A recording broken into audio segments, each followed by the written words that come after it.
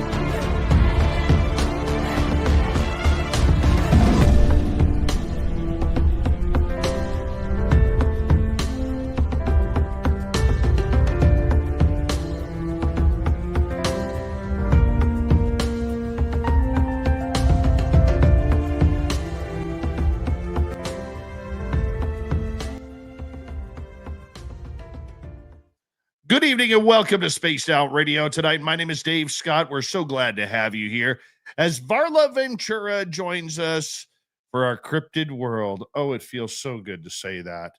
So good to say that. Yes, Varla will be here the next couple of hours, and we hope that you enjoy her return as we say hello to Paramarv in the gold medal position, Tim Mothman and his goatee with a silver, Kitty Cattywack with a bronze medal tonight. Who else do we got? Well, let's scroll on up and take a look, shall we? We have God Moderator. He just became a member last night.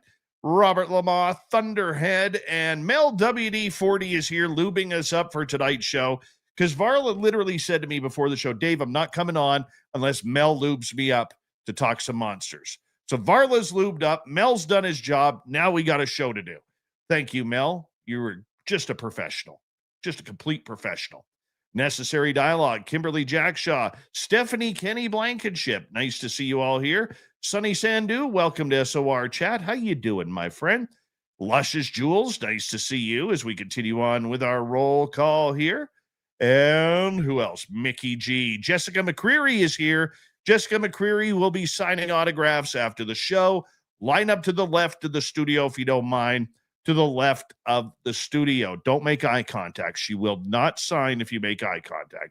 Kitty Cattywack, thank you so much for kicking off the super chat tonight. It's a wonderful way to support what we do on this show on a nightly basis. So thank you very, very much. Just another guy named Harry. How are you? Operation Shutdown. Thanks for coming on in as we continue on with our roll call here. And let me just see something. Yep. Tim Mothman, give us a goatee update if you don't mind. Yeah. Remember, if you come to our Vegas party, you get one free goatee tug on Tim's beard. Yes, you do. Millennium, my man. How are you, my friend? Moodance Mongol is here. Moodance Mongol will be signing autographs after the show as well. Line up to the right of the studio if you don't mind. To the right of the studio. Eternity Eternal, good to see you. And let's see, who else do we have here? Scrolling on down in the studio. Thanks for coming on in. Can all of you just change your names back if you don't mind? Little Cam over on YouTube. This guy literally ran 17 miles in 12 minutes to warm up for Varla tonight. He is tired, but you know what? He's ready. He's ready for a good show. Flat Six, how you doing, my friend? Good to see you. As we continue on our roll call, there's Creepypasta. If you wave at Creepypasta, Creepypasta always waves back. It's true. Try it right now. Benno, how you doing, my friend? And I'm Hardcore over on X. Thanks for coming on in. And there is Candace Helfrich. How are you? Do you want to go by Leanne or Candace? You got to tell me, because I know you as Candace, not Leanne. Lisa Smith, how are you? And who else do we have here? Well, we have Undead Jed. Mystery Beta, welcome to SOR Chat. Hallowed greetings to you as well. And don't forget, if you're new here, hit subscribe, ring that bell, because, you know, we kind of like adding people to our chat room. We're nice around here, even though some don't think so. Ross Smith, how are you? Carol Amario, thanks for coming on in. Poncho Zorch at Desert Rat. Walter Konchabinski, nice to see you all. Monica Davies, looking lovely tonight. How are you, my friend? As we continue on with the roll call here. Let's get the radio side going, shall we? Let's do that right now. Hello and welcome to the radio and podcast side of Spaced Out Radio tonight. My name is Dave Scott. Varla Ventura is our guest for our cryptid world. We love her around here. Yes, we do. And we're going to get to her momentarily. We're in roll call on YouTube right now saying hello to What in Tarnation. Carol Amario, how are you? And Kufunya, how are you tonight? Nice to have you back. All right. Vanessa, thanks for coming on in. Jorgensen with a soft J. And who else do we have here as we are running out of time? Laura Lobbs, Kurt M. Nice to have you both here. And let's see here. Algaray over on Twitch, 2,500 jumping jacks in 4 minutes to warm up for Varla tonight. Oh, man, I couldn't do that. Could not do that. Let's see here. All right, we got 10 seconds before we launch. Super Chat is open. You can shop at our Spaced Out Radio store. We do not have ugly swag. And throw those horns up, everybody. Let's rock.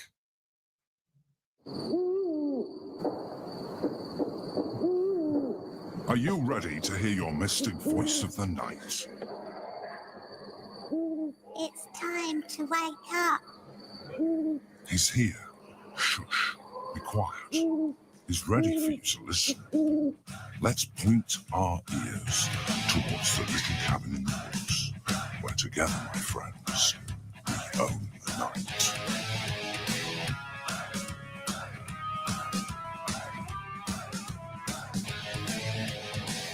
It's time for Spaced Out Radio with Dave Scott. From the mountains of central British Columbia to you listening around the world, this, my friends, is Spaced Out Radio. I am your host, Dave Scott, sitting in the captain's chair of SOR headquarters. We welcome you to tonight's show on our terrestrial affiliates around North America, digitally on every major podcast network. Our website, spacedoutradio.com. We have a plethora of features for you. Rock out to Bumblefoot, read the news wire, check out our swag as well. You can follow us on X at Spaced Out Radio, Instagram at Spaced Out Radio Show, and on Patreon in the Space Travelers Club. Tonight's show is brought to you by Chive Charities. Help make the world 10% happier by visiting Chive Charities today. You can find them on our website.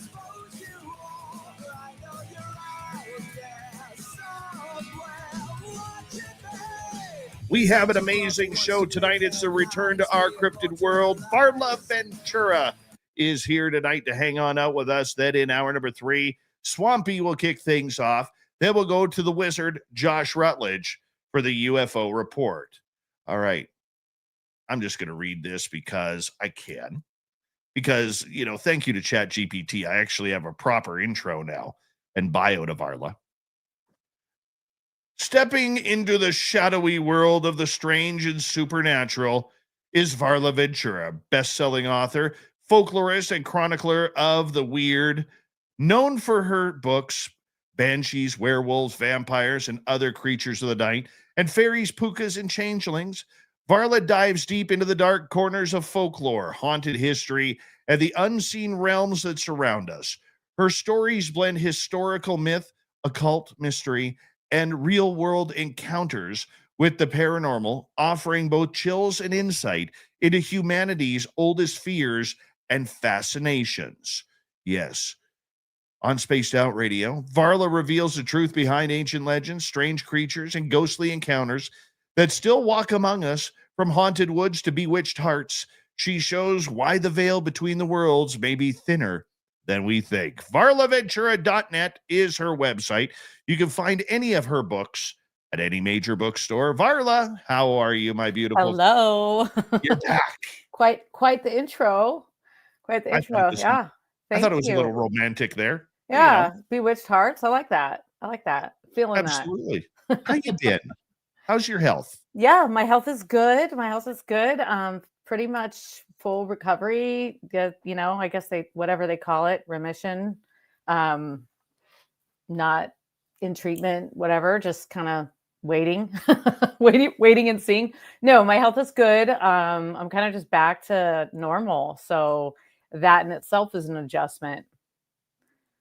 And you know what? For people who may not know, where did Varla go? You actually had a cancer scare. And I had cancer. Yeah. yeah, well, Mhm. Yeah. you know what? And you kicked its ass. So thank you for that. Yes, it did. Yes. And I'm just going to tell you because I'm going to, it's my show, so I can pat myself on the back. Yeah. I literally said, like, I had a premonition about it, and I told you about it. I said, you have absolutely nothing to worry about, nothing. And I felt so strongly about that. Yeah. Yeah. You You're know, very insistent. Yeah. I was very insistent on that, and I hope my strength in that helped you a little Yeah. bit. Absolutely. No, it was great to hear that because nobody else was saying that. I mean, everyone was saying like, "Oh, you'll be fine," and you were just like, "Pff." Actually, my son said something very similar to what you said. He said, "I was like, do you want to talk about this? Are you worried about this at all?" And he was like, "No, you're gonna be fine." Like very like, why would we need to talk about this? And I was like, okay, well, it's either denial or divine. Fine line, right? No, but yes, thank you for asking, and thank you for just being so kind the whole time I was going through treatment and stuff. Always checking in on me, and that was really nice, and being patient with me because I just couldn't power through the late nights. So now I'm back on the horse, writing another book and staying up way too late, and drinking too much, all the good stuff. I think it's perfect, and I think you are perfect, and I'm so happy. You know what? I'm so happy about that. It's really weird, and I was saying this to a friend of mine. When it comes to this kind of stuff, I don't know why, but if it's people who I am close to, and I consider myself to be very close to you, if something happens health-wise, it's like I immediately know. Like, I immediately know. And I trust that gut feeling. I will be honest with you, and I don't say this to brag. I'm batting 100%. That's a good brag. You should brag. That's Okay. And I don't know where it comes from. Like with you, it was when you told me, you said, "Hey, we need to have a conversation." And you told me, and I was like all of a sudden it was like, nothing to worry about here. Don't worry about it, Dave. She'll get better. Like it was that, like my guides all of a sudden, like bang. Like, yeah, Carla's fine. Don't even worry about it. Yeah, nice. I mean, too bad everyone doesn't have that. I don't Right? know where it comes from. I'll Yeah. take it. I will take Yeah, it. take it. Totally. Yeah, no, I'm good. Just this is some it's just a very intense like 5-6 month period there, where it's quite a roller coaster, and it's such a different experience for everyone. And you just don't really know. You don't actually really know what's going to happen, but you don't really have too much time to worry about that because you just have to do whatever they tell you to do. So you're super busy and you're trying to maintain some sense of normalcy. And I had a book come out like the exact same time. It's like, oh gosh. So yeah, I'm just, trying to stay busy and be relatively positive about things and just trying to be me. But it's definitely like there's some underlying things in me that have been like permanently changed, I think, and rattled in a way that I haven't been before, and only time will tell what the results of that will be. I'm just going to call it right now. You're fine.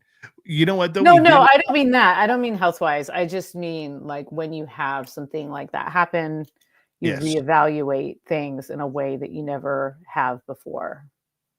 So, yeah. Should we tell everybody the other good news that happened today? I don't know, because is that actually like official? Because I feel like let's sneak it out there. Let's sneak it out. Okay. Okay. Well, you know her better than I do, so I don't want to put her in a weird position or anything All right. since we haven't had a conversation, but Well, you do you. I kind of pulled some strings. Everybody knows the last couple of years I have been going and speaking at the Nebraska Bigfoot Conference. I'll be going back for my third year in a row here, which apparently is a rarity. It's never happened, I don't think. Ah, But the people wanted me back. I don't know why. the They people, wanted me they back. spoke. Yeah. And Varla will be speaking at the Nebraska Bigfoot Conference in 2026. Yeah. What is it, April 24th and 25th? Yeah, I'm really excited. We just found that out today. Yes. So Yes. So thank you to get Robin ready to Haynes. howl. Thank you to Robin Haynes. And Yeah, Robin. for those who want to meet up with Varla and I in Nebraska, I know Trucker Andrew will. I know Yeah, roll on through, Trucker Andrew. Just pull on up. Absolutely. I can't wait. I can't wait to see you. I promise you, I got a big hug for you. I got a big, Okay. Yeah. and then we're gonna go. Then we're gonna go have a few drinks, and then we're gonna go to Taco Bell. Okay. All right. Oh yeah. I haven't been to Taco Bell since I was 14, but all Well, right. yeah, welcome to Dave time. That's all I gotta say. Welcome to Dave time. Marla, you are someone who is into the monsters, the macabre, the darker side of the cryptid world. Everybody always talks Bigfoot, Dogman. You're not really into that. Dogman probably more than Bigfoot, but you are into more of the macabre. I like using that word around you. I don't know why, but I do. Fitting. I love that word. I find it flattering. Why do you look to more towards the darkness of the cryptid world? What intrigues you about that? So I've always liked dark things, and I think I liked dark things before I started thinking, even like really even thinking about cryptids, right? Like I've always been fascinated with what I consider like magical creatures or supernatural creatures. And I don't know, I think it just really satisfies something. I mean, I was always in love with the villain as a kid, like in the movies, it was always the villain for me. It's terrible. Probably like explains a lot about my relationships in life, but always like, man, I had this like huge crush on like all the serial killers and the slasher films. And it was like, so I've just always sort of leaned that way. You know, I was raised in a very witchy environment. I was raised by a witch.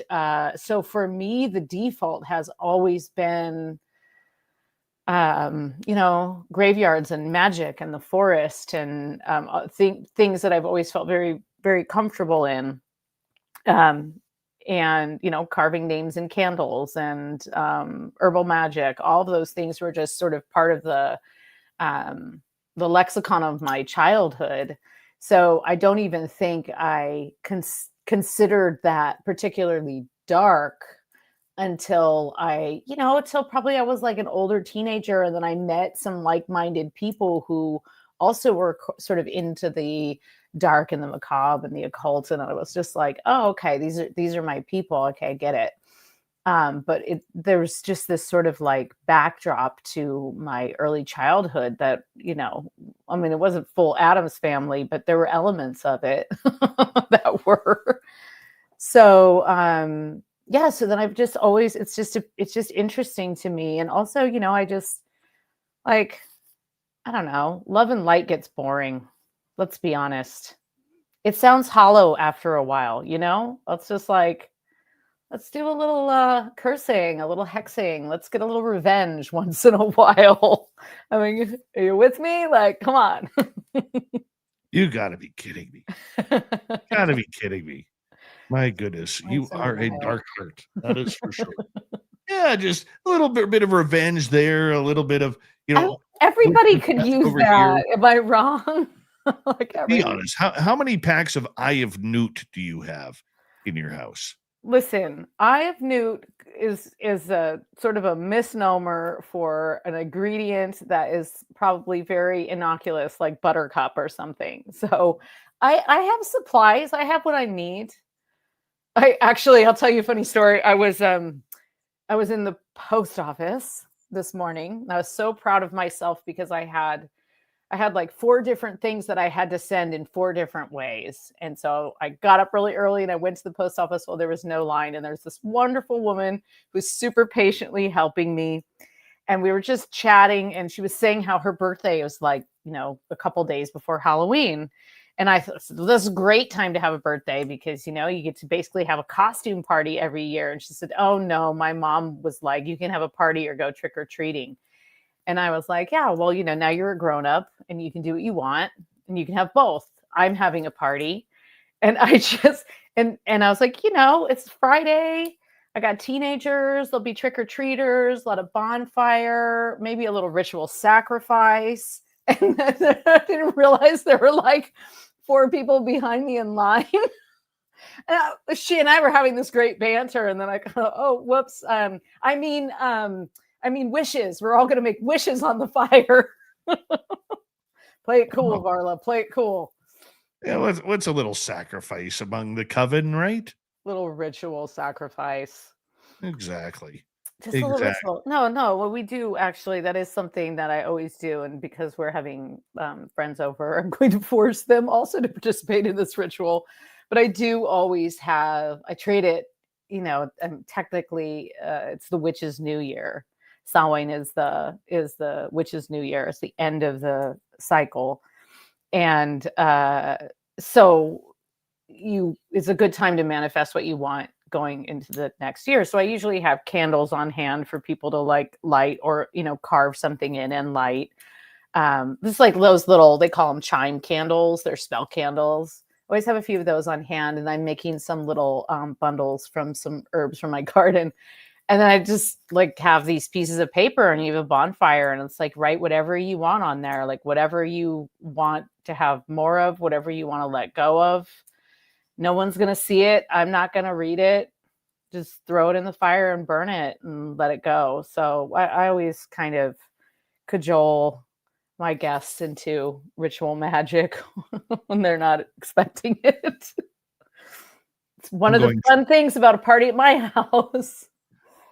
I love it. I absolutely love it. One of the things that you have been investigating lately, and we're going to get into it in the next half hour, but that's the tie between werewolves and dogman and all sorts of strange things. I have been on a werewolf bender. A bender. Like, I have been heavily into some werewolf stuff I'd say the last like 2 months, like a bender, like up all night, like can't stop reading it, crazy research. Yeah. So ask me anything about werewolves. We're going to get into that. But your favorite dark cryptid character, who is it or what is it? Well, it's evolved. Okay, so I freaking love Pookas. Like, I think Pookas are just so fascinating. Pookas are... Yeah. Explain what a Pooka is. Yeah, shape-shifting trickster fairy, basically. Often appears as a horse or a giant rabbit, like Harvey in the movie with Jimmy Stewart. They prey on unreliable narrators, so they prey on the town drunk or the person who's kind of on the outskirts of society that's not going to believe that they ran into a puka, a talking rabbit or whatever. So I really like Pookas because they just mess with you. They're not really like mean or anything. They just kind of mess with you. And then they make you realize that you are so on the wrong path. Like, you should not have taken that path by the sea and stayed out so late. So I love Pookas. Super fascinated by Banshees. They might be like probably my favorite kind of supernatural creature. There's so many layers to them. Like, first you hear about a banshee and you think of the scream. You hear of like the banshee scream, and the banshee scream is indicative of somebody's death or grave illness, but usually death. And then the banshee herself, it's the name means fairy woman or of the fairy mound, woman of the fairy mound. And she really kind of like literally floats between the idea, concept of a ghost and the concept of like a fairy or a supernatural creature. And I find that very interesting. And then there's counterparts around the world that are sort of banshee like they wouldn't necessarily be called banshees because they're called something else, but they're warning ghosts that let you know that somebody's going to die or somebody's very ill. The banshee, if you see the banshee, that she's often like either sort of a young beautiful woman or like a harmless looking older woman, both of which completely transform and start, screaming with their giant gaping mouth and scare you. But they're just they're just sort of like psychopomps, right? Where they're just like letting you know, or they're harbingers, not really psychopomps, because they're not really guiding you into the next world. They're just letting you know, warning from the other side, someone's going to die. So say your goodbyes and tell them you love them, We should all be so lucky, actually. But we should be so lucky to actually have enough warning to know that. I mean, how many times has it been the opposite, where death has come so unexpectedly? So there's something kind of peaceful in that thought, I think. So banshees, and then again, just like I said, totally on a werewolf bender lately. Well, when we get back from the break here at the bottom of the hour, we are going to get in to werewolves, because you have actually something creepy to share with us. Oh yes. I need to grab that book, actually. Yeah. And when you told me about this, I was like, oh my God, that is creepy. And I cannot wait for you to share that with our audience. The fact that you delve into these topics, do you ever have any paranormal activity at your own home that seems to follow these thoughts? Good question. I don't have a lot of paranormal activity in this house. And I never have. I've lived here for about 9 years. I have had a lot of intense dreams about a specific area in the house. But I've never had that actual experience or felt creeped out in that area, just only in like this dream state.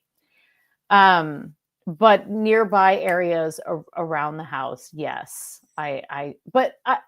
Do I have an increase in it? The thing is Dave, I'm just doing this all the time. This is just my life. I'm always thinking about these things. I'm always researching these things. I'm always looking for these things. So it doesn't like increase or decrease the activity. I think that, probably the lunar cycle has more to do with it than anything else. But I've been in places, I was just somewhere where I was, trying to write for a couple of days when I was on my my last like book tour, and definitely had like, it was like one of those houses, like a Airbnb house, and it was kind of like there's like rooms upstairs that you don't use and stuff like that. And so there were definitely some like there's some strange activity, but honestly, like I welcome it. I'm just like, whatever. Yeah, that would fit great with this. I have had little like trickster fairies steal chunks of my manuscript and things like that. So that I'm a little more cautious about. How do you know it was them? Okay, so this was when I was writing Fairies, Pookas, and Changelings. So that was 4 years ago, 5 years ago, 6 years ago, 7 years ago. I don't remember. 10 years ago. I don't know. I was writing, I was working on it here. I know I had already moved. And I was writing specifically about the connection between like what people think of as like brownies or like kind of like domesticated fairies, like hobgoblins and things that are a little bit of tricksters, but actually live harmoniously. Yeah. Okay. VarlaVentura.net is her website. You can find any of her books at any major bookstore. We're going to find out about the Changelings stealing her script and werewolves next on the Mighty SOR.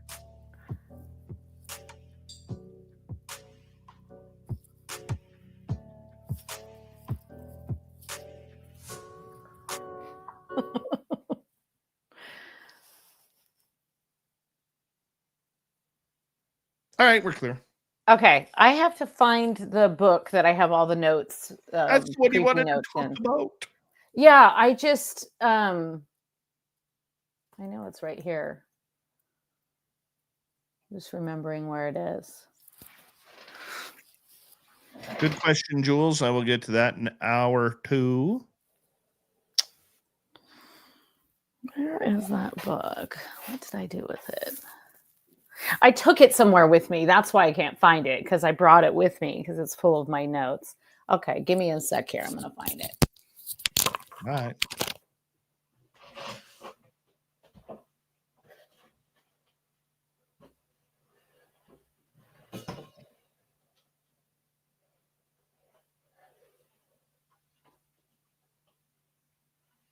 Doesn't it just feel like something's right now that Varla's back? Doesn't it just feel like it's right? Where'd my screen go? Hold on. Let's fix that fucker. Where are you? Well, that one doesn't work for good. Let's just go back to the oldie but a goodie here.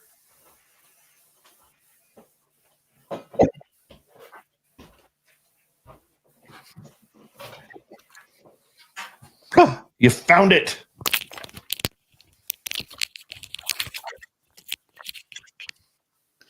My book.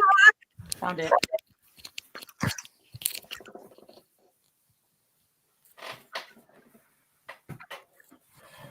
Got to close my window a little bit. Okay.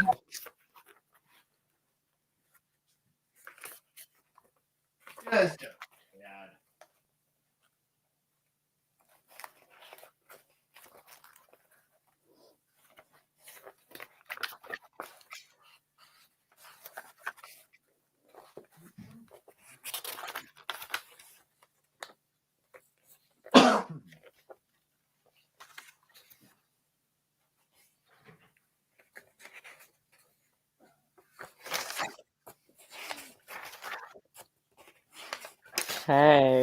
Oh my gosh, so many fun things here.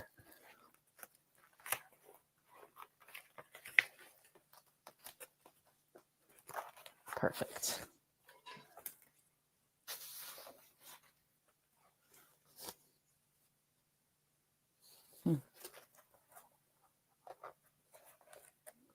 This is like my book that I put all my notes when I do talks. Because I don't like to have I don't know. I don't like note cards. And I don't like notes in my slides. So I literally write them out and put them into an old ledger. Not too annoying for you? What? The Bigfoot light? No, it's fine. It's fine. I'm used to it. It's like pulsating. It's totally pulsating. But that's better. Do you want green or do you want red? Ooh, red. Or blue? Or blue. Blue's nice. Blue is soothing. Oh. And it goes with the chat color. You know what's funny? Is my ceiling is blue. It is? It's white. If you ever want a nice paint combination, so this is cognac colored. Uh-huh. And then my ceiling is blueberry blue. Oh. Interesting. It's a great color. Yeah, well, remember the Midnight Magic room, my old office, which is now my son's bedroom.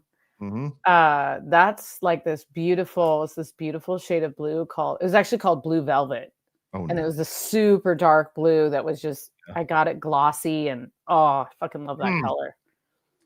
All right, 1 second here. Hello to number 7 in your program tonight, starting at center ice from Stockholm, Sweden, Lars Jansson.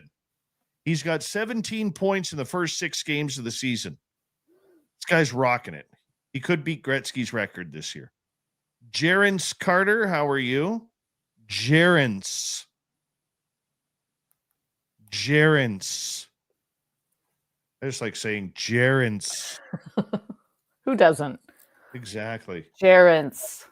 We got 27 seconds.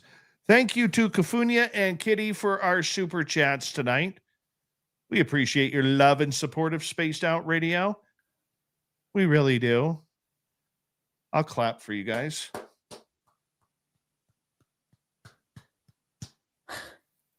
All right, we got 5 seconds. Varla. Found a one-hand clapping right there. Sorry, I should have joined in to support you. My bad.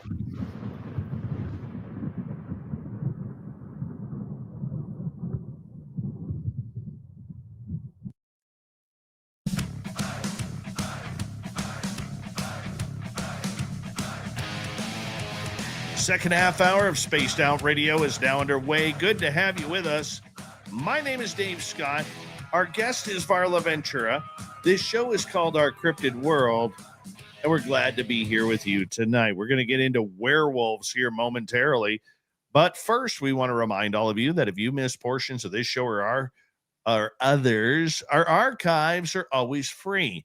Why are they free? Because I want them that way. You work hard, you have to pay for everything these days, not my archives. So go check them on out for free. Our website, spacedoutradio.com, we have a plethora of features for you.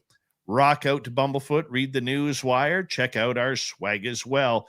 You can follow us on X at Spaced Out Radio, Instagram at Spaced Out Radio Show, and on Patreon in the Space Travelers Club.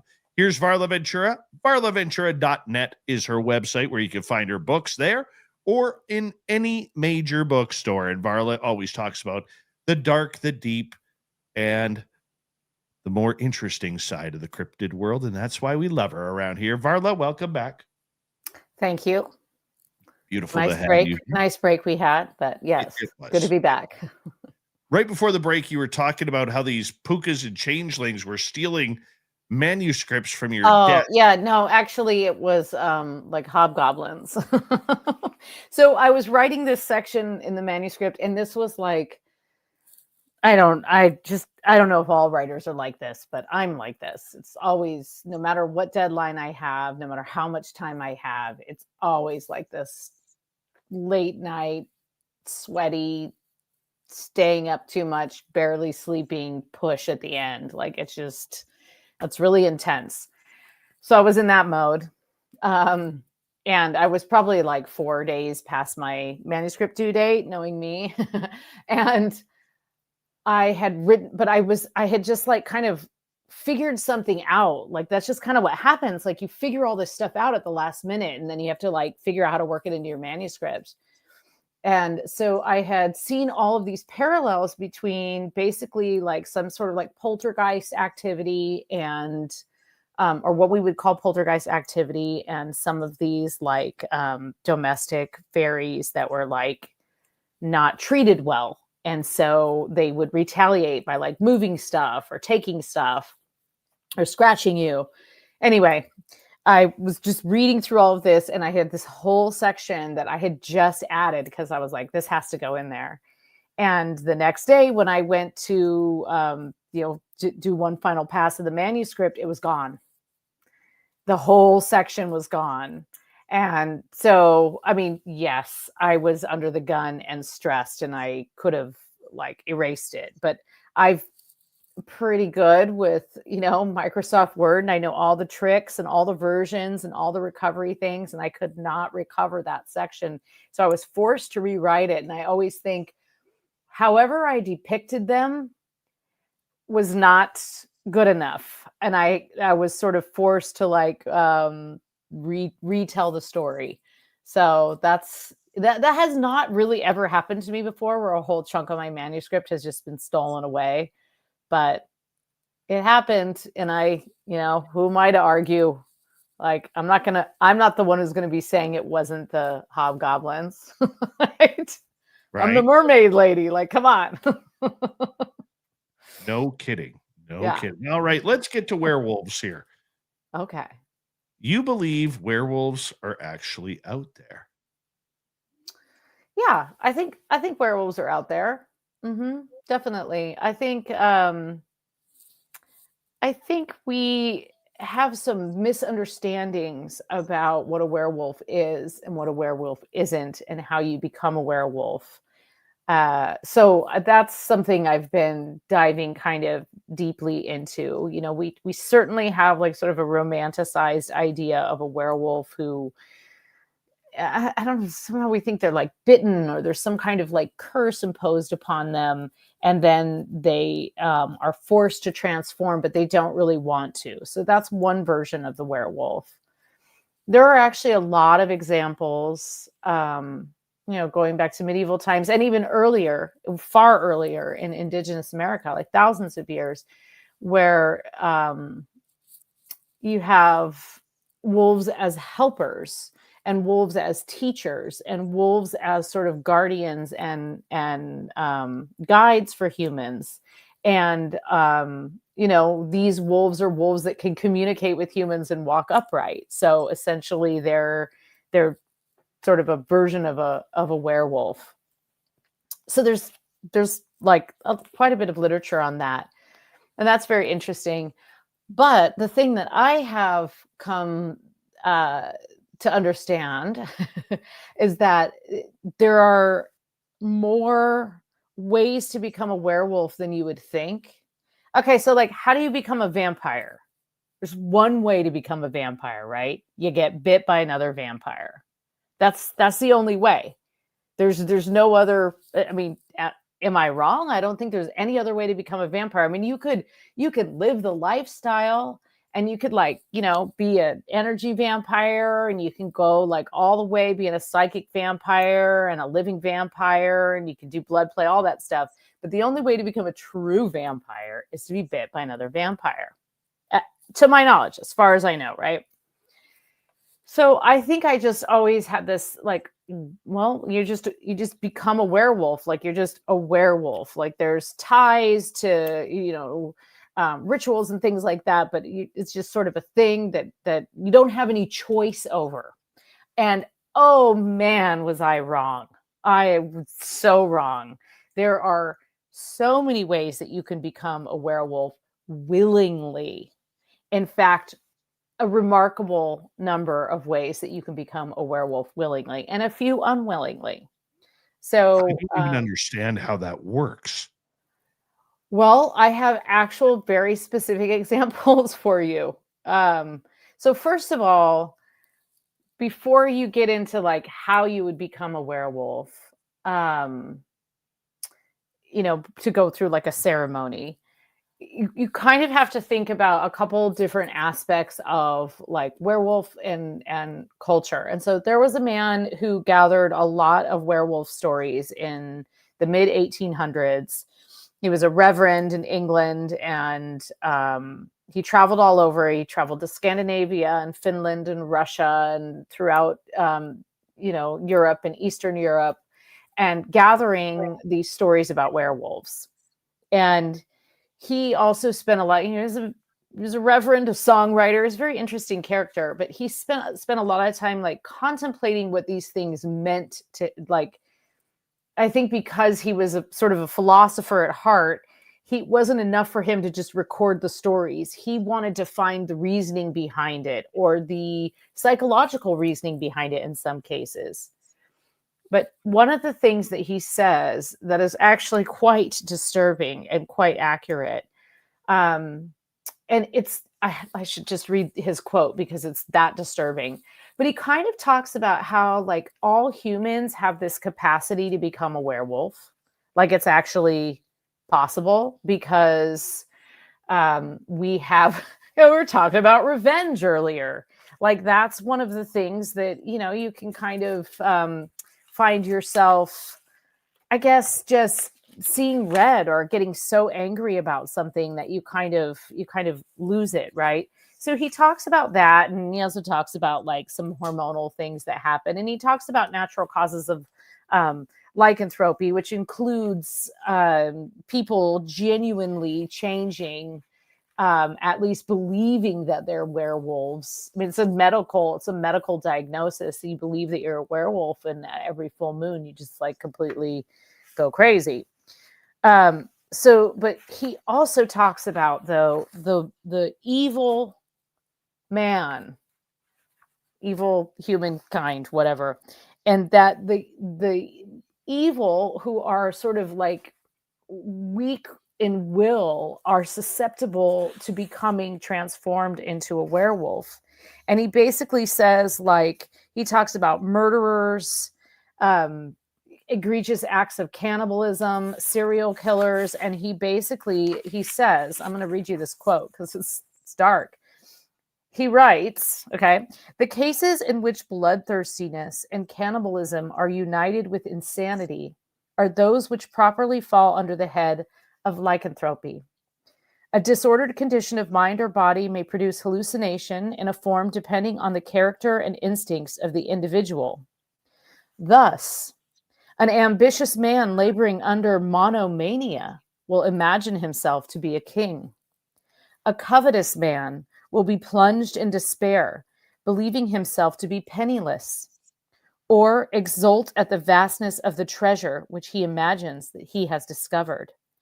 In like manner, the naturally cruel man, if the least affected in his brain, will suppose himself to be transformed into the most cruel and bloodthirsty animal with which he is acquainted. In other words, he's saying that if you're already cruel and you're already kind of ready, you're that combination of cruel and delusional, you will transform into the most evil thing that is in your society at the time. And so during the 1600s, in 14, 15, and 1600s especially, but 1600s in particular, throughout Europe, that's where it was all about werewolves. It's like you might be accused of being a vampire or a witch, more likely, but werewolves were greatly feared, and there's a great number of stories that have evolved from that time. So that's one thing to think about, right? Like, okay, that's sort of like, I like to put that in the category of like not accidental. You've got deliberately going after the transformation into a werewolf, and then you've got sort of the oops, I'm just like a really bad person and I went on a rampage. So it's like passive like passive lycanthropy. So we got like passive lycanthropy. So that's one thing, just kind of on the the deeper end of it. And then of course we do know that it's a common cultural practice around the world to don animal skins and do rituals and put yourself into the mindset of an animal, like a wolf. Wolves in particular, they teach you to hunt. They're fierce. They're they're survivalists. So it makes sense that you would want to embody that. So it said like the berserkers in Norse culture, the berserkers were the ones, that's where we get the word berserk. They were the ones that would like just work themselves into a frenzy. In some cases, they might consume lycanthropic substances. But they would work themselves into this frenzy before they would go into battle, and they would actually like believe that they had shapeshifted into either a werewolf or a werebear, and this was all part of the transformation. And they would go into battle with this like fierceness, just like completely kind of fearlessness and fierceness, because they had embodied the beast. So those are a couple aspects of like, okay, that's like a very specific way to become a werewolf and to shapeshift, but also for a very specific purpose. So I was aware of those. I mean, I think a lot of people know that aspect of Nordic culture and indigenous culture, that there's the use of animals to sort of embody and connect with nature and get guidance from that and figure out how the hell you're going to make it through the winter. Okay. Why would somebody want to do this? Oh, now come on. That's like, I don't know. Like, I mean, you don't think it'd be kind of cool to be a werewolf just like once a month? No, You don't? no, I Oh, really don't. interesting. No offense. I mean, I could think, like, I can understand wanting to be. You wouldn't want to I run free understand wanting through to be the a snowy vampire. woods with not feeling any cold, with nothing but the light of the moon and the wind rushing down your back. You wouldn't want to do that I have a with all your hairy besties. back as it is. Your Okay. pack, you're just running with your besties, howling and tearing apart some fresh meat. Come on, sounds great. I did that in my bar star days, right? But that was enough of that. Right. Okay. So there's more though. Okay. There's more ways to become a werewolf. I'm not even going to actually go through all of them because there's a lot of them. But I want to go through a couple I think you'll appreciate, and then there's some very deliberate things. So just keep me on top of time here, because we have 8 minutes. Okay, well, we won't get to the actual chanting until after the break then. Okay. I mean, we can't rush that.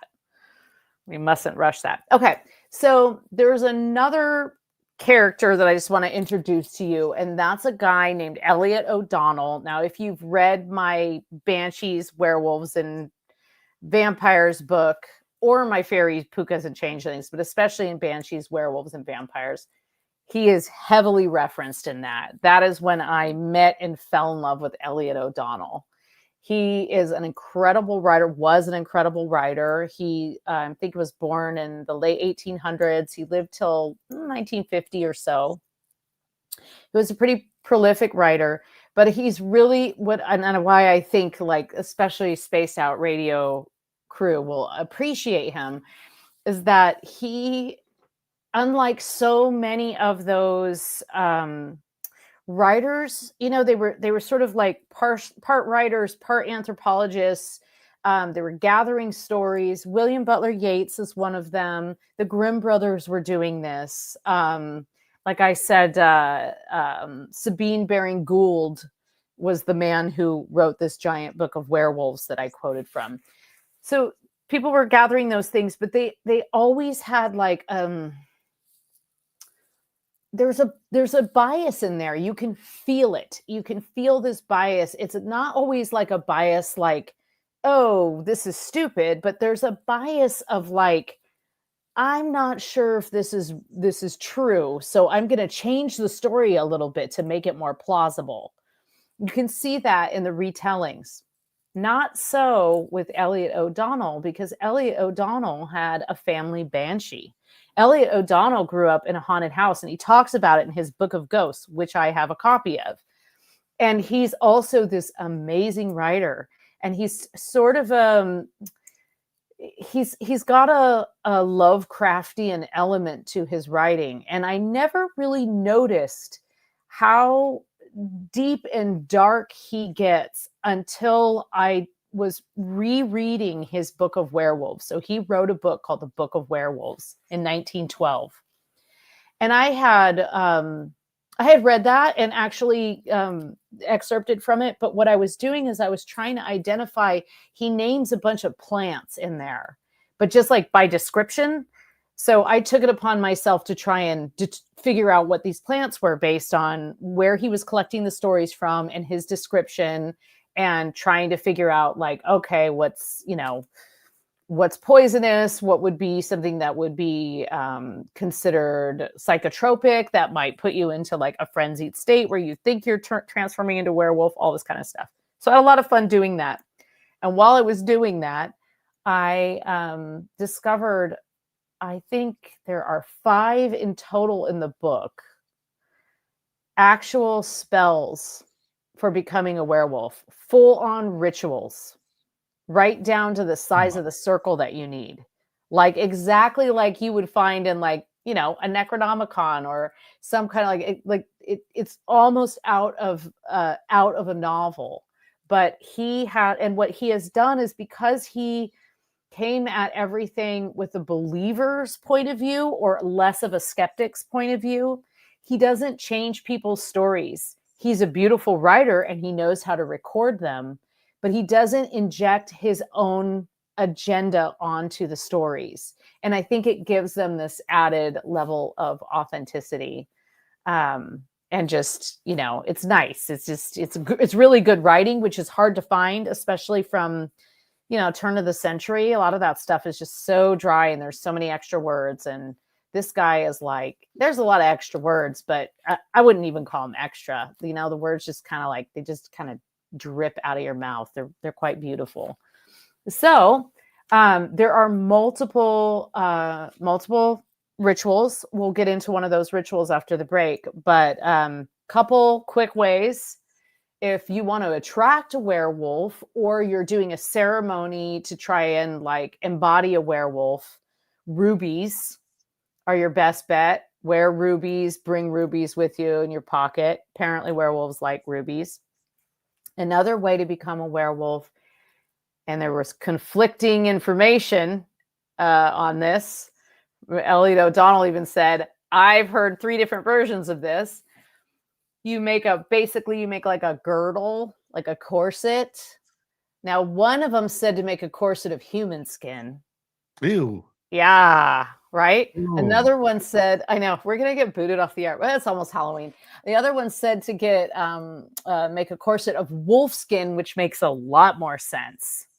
Right. And then the third one was talking about like the berserkers using either a wolf or bear skin. And but the thing is it's a skin to skin thing.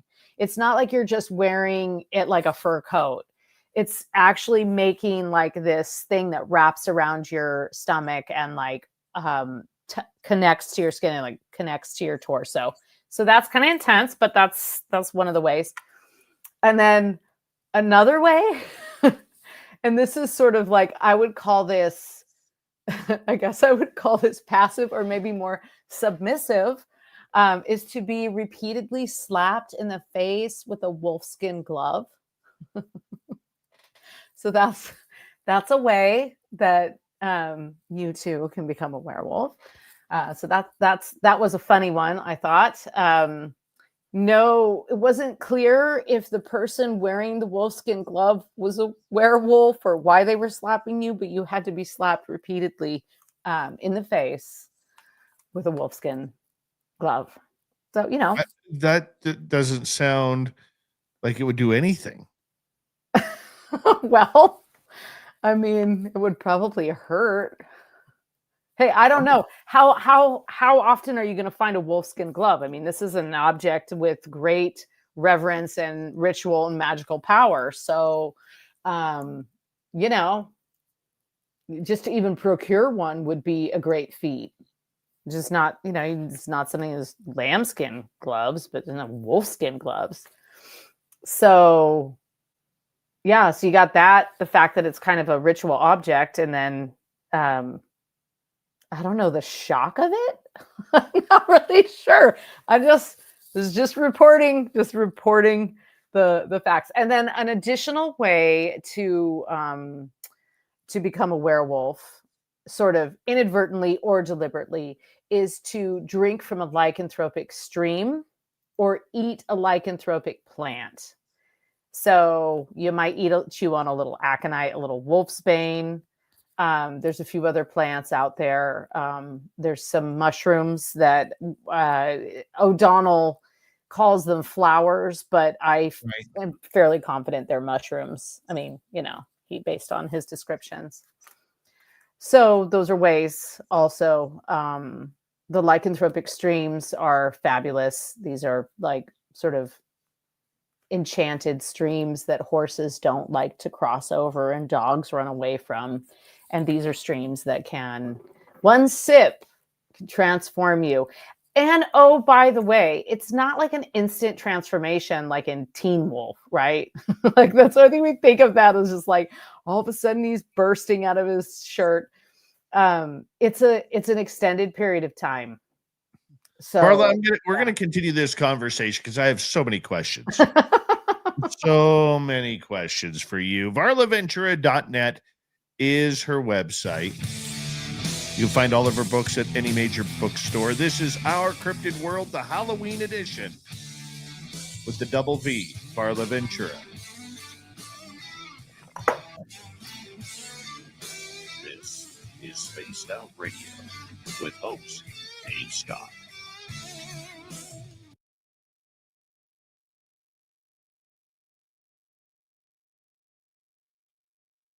All right, we are clear. Varley, we're going to take a quick break here. Yeah, I'll be right back, good. okay? Yep. Yup. Yup. Yup. All right. Be right back. Be right back, everybody.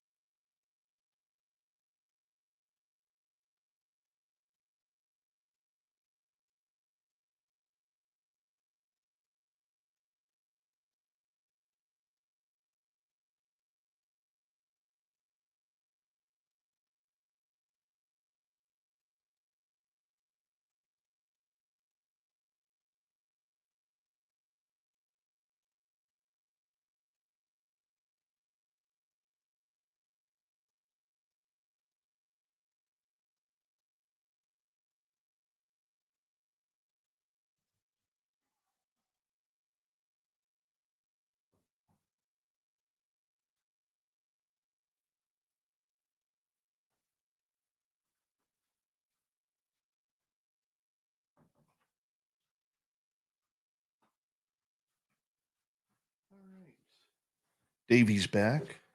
Back again. I got a case of the sniffles today. Yeah. That's what happens when it starts to get cold out.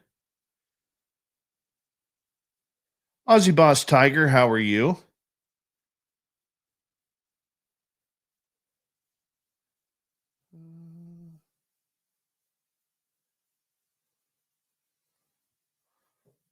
Let's see. Varla ready to come back in? Probably. Let's bring Varla in when she's ready to turn her camera on. Probably redoing her makeup. There she is. Excuse me 1 second.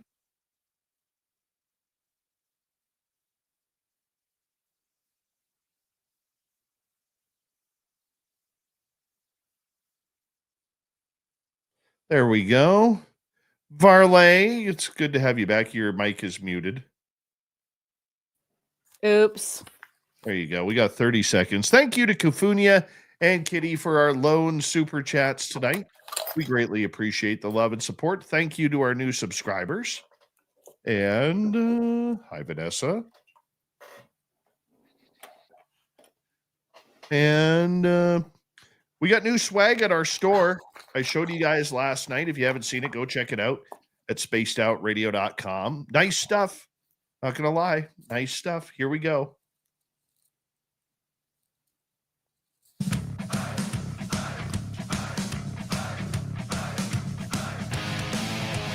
Hour number 2 of Spaced Out Radio is now underway. My name is Dave Scott. Varla Ventura in our cryptid world continues right now. Want to say hello to everyone listening in on our terrestrial affiliates around North America, digitally on every major podcast network. Our website, spacedoutradio.com. We have a plethora of features for you. Rock out to Bumblefoot, read the news wire, check out our swag as well. You could follow us on X at Spaced Out Radio, Instagram at Spaced Out Radio Show, and on Patreon in the Space Travelers Club. The Desert Clam has set the password for tonight in the SOR Space Travelers Club. Tasenda. Tasenda is your password. Use it wisely, Space Travelers, as the Clam sets the password every night right here on Spaced Out Radio.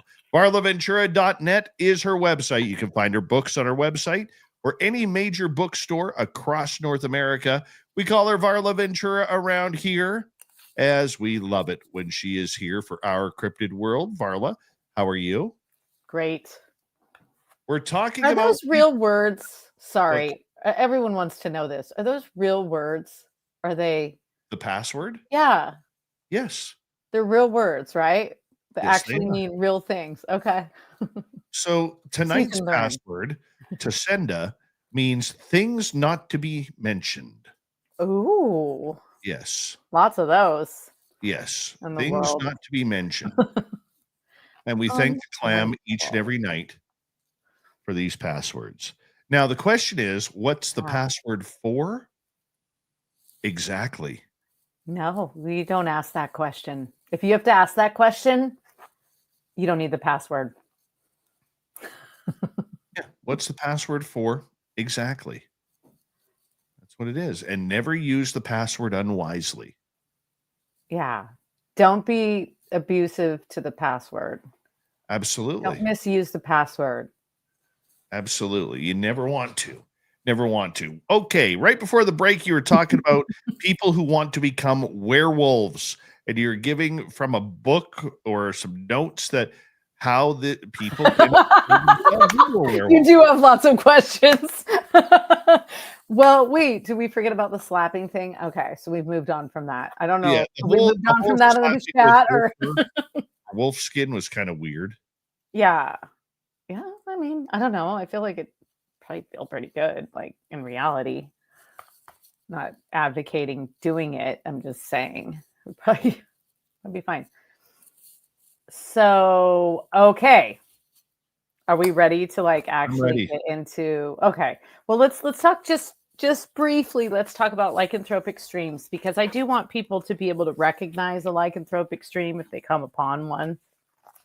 And there's a beautiful description here of what a lycanthropic stream is. So, Okay. You need to know. It's right. I mean, I could give you the basics, right? Like, I think at this point I could recognize a lycanthropic stream if I came upon one.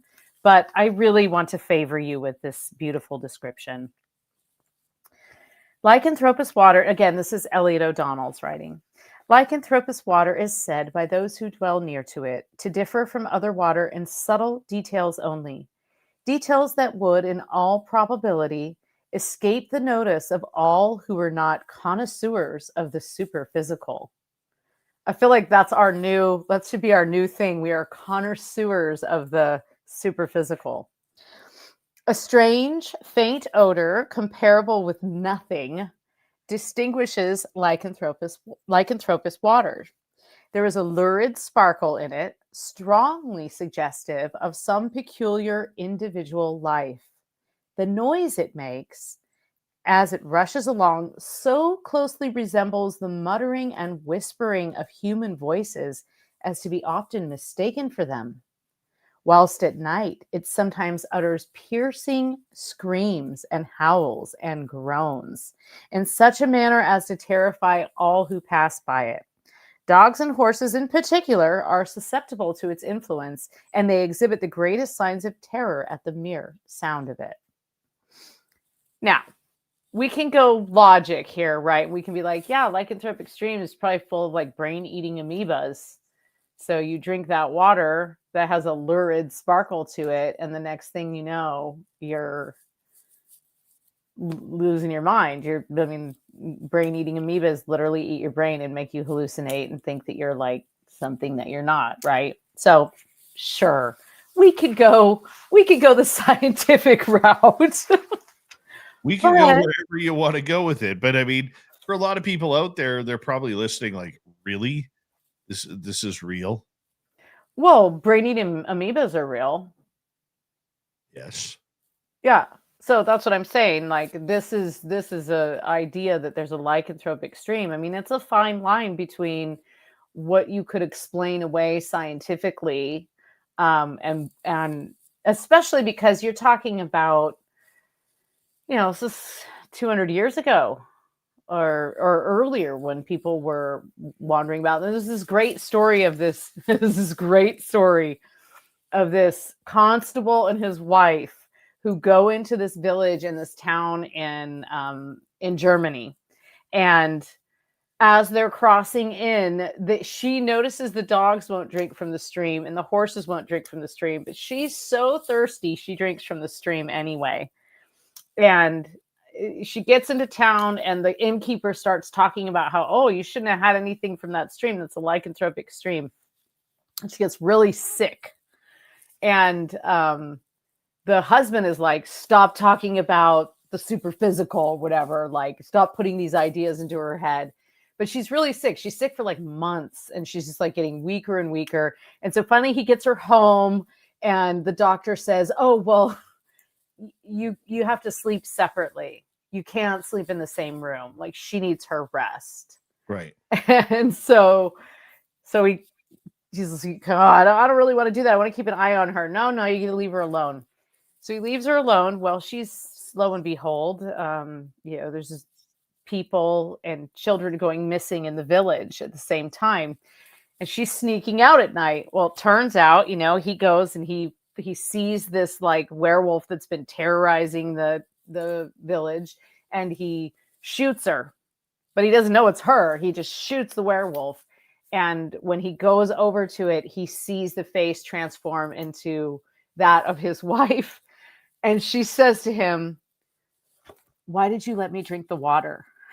That's like literally, why did you let me drink the water? His fault, right? Of course. So, okay, so lycanthropic streams. And the reason I bring that up is because there are some rituals that are, most of the rituals that I have involve plants and chanting and stuff. But there's this one that does involve some plants. It involves certain ingredients, and you throw them into a boiling cauldron and all of that, but you also have to like strike your head on the riverbank 3 times, dunk your head, taking gulps of water 3 times in a row from a lycanthropous body of water. And then you say like some weird stuff. You just have this whole, it's like a really long chant actually. And then, within 24 to 72 hours, you start feeling the effects. And what are those effects? What happens? How do you change? Okay, so I think you probably get some things like you just like first you're just like feeling off, right? Like things don't quite look right. Like when you have like a fever, like the world doesn't quite, like your vision doesn't quite settle right. So you start out with like some very mild symptoms like that, like fever, maybe nausea. Often people will get rashes or just like really, really itchy skin. And just kind of like general confusion. And interestingly, like with a lot of the plants, like wolfsbane, for example, consumption of wolfsbane will cause all of those symptoms. So it will lead to like confusion and vomiting and, kind of and then eventually hallucination. So you kind of like hallucinate. So then also you're transforming, I think, physically and so you're transforming metaphysically and physically. And I think that is probably what is the most fascinating about werewolves and the thing that we can't quite wrap our mind around. If I want to be a witch and I want to be a witch of a certain delineation, I mean, I could just be a witch, right? I can go through rituals. I can be initiated into a certain coven. But I don't have to go through any kind of physical transformation. Vampire, you're just like, boom, instantly undead, right? And like immediately have beautiful clothing, I presume. But the werewolf transformation, it's slower, and then it's not a permanent transformation. It's a shapeshifter transformation. It's the ability to become a wolf and a half. You're literally half man, half wolf. Like that's what werewolf means. It means man wolf. So it's interesting because you're sort of choosing a path of a creature that would be, if you were choosing this, like if you're actually going to go through the ritual or whatever, like you're choosing the path of great power, but also a lot of like ostracizing and separation from society and a lot of fear. But with that, at the cost of that, you would gain, the knowledge of the wolf and the primordial darkness that exists in every forest. You would gain access to that. Are there a lot of people who are trying this? Well, let's see if I've started a trend. I don't think so, but I've been trying to put this out there. So, if there's suddenly a rash of werewolves in Massachusetts, I will own some of that for sure. No, but what I'm saying is, like if you take the vampire groups, they're always trying to, they always have new people coming on in wanting to become vampires or play let's call it play the role of vampires. Yeah, if we look at let's look at vampires in like a more of a magical sense. Like there's a vampire cult as there is a witch cult, right? Where you could become initiated into a vampire coven, essentially, right? So yeah. And embracing that lifestyle, dressing the part, attending. But this sounds a lot more real. I know. It's very, excuse me. This is why it's been kind of startling for me, and why I'm even bringing it up is that there's just a lot more to it than just like, hey, werewolves, let's just like howl at the moon. Like there's all of these other implications to why someone might want to do that. Were people actually doing that? Will people try this and try and do this, and what will happen? Coupled with, what part of that is just misunderstanding of history and science and medicine, and what part of that is ancient knowledge that was used for specific purpose to do that transformation, but then, to come back. So, and I think probably the most startling thing for me was just how many rituals were out there to try to deliberately transform into a werewolf in a manner in which you might be trying to tap into some kind of like great divine energy, or like, this is what I'm talking about, why it's like Lovecraft, right? Because as problematic as Lovecraft can be, there's this idea of this like great sort of primordial darkness, gods that live in the mountains. Like there's this kind of like underlying darkness to the world. And if you tap into it, if you're ready and you know what you're doing and you tap into it, it can be a source of great power. And these werewolf, this approach to rituals to become a werewolf echoes that in quite a way. So are we ready for the, it'd be super cool. What we should have done is I should have given you the words, and then we could have put them up on the screen and everyone could chant along with us. Are you ready to, like, do you want to become a werewolf? Do I want to become a werewolf? No, you already made it clear that you don't. No, I'm good with where I am right now. But listen, I think werewolves and Sasquatch are like really good friends. What do you think the werewolf and dogman tie is? I mean, there seems to be a lot of people who are, think that they could be some sort of relative, or maybe we're not even seeing dogmen, but we're actually seeing werewolves. I think they're very similar, if not the same creature. I think one thing that I've learned in like all of the years of researching folklore is the parallels between things that are like, it's the exact same description, but a different name again and again and again. Like that happens. I've talked with you about this before. There's this whole illustration of a Pooka in a shape-shifting trickster fairy. There's an illustration in an old book from the early 1800s. It's a book of Welsh fairy and folklore. And the sketch it looks like a little gray. Like it totally looks like a weird little alien thing.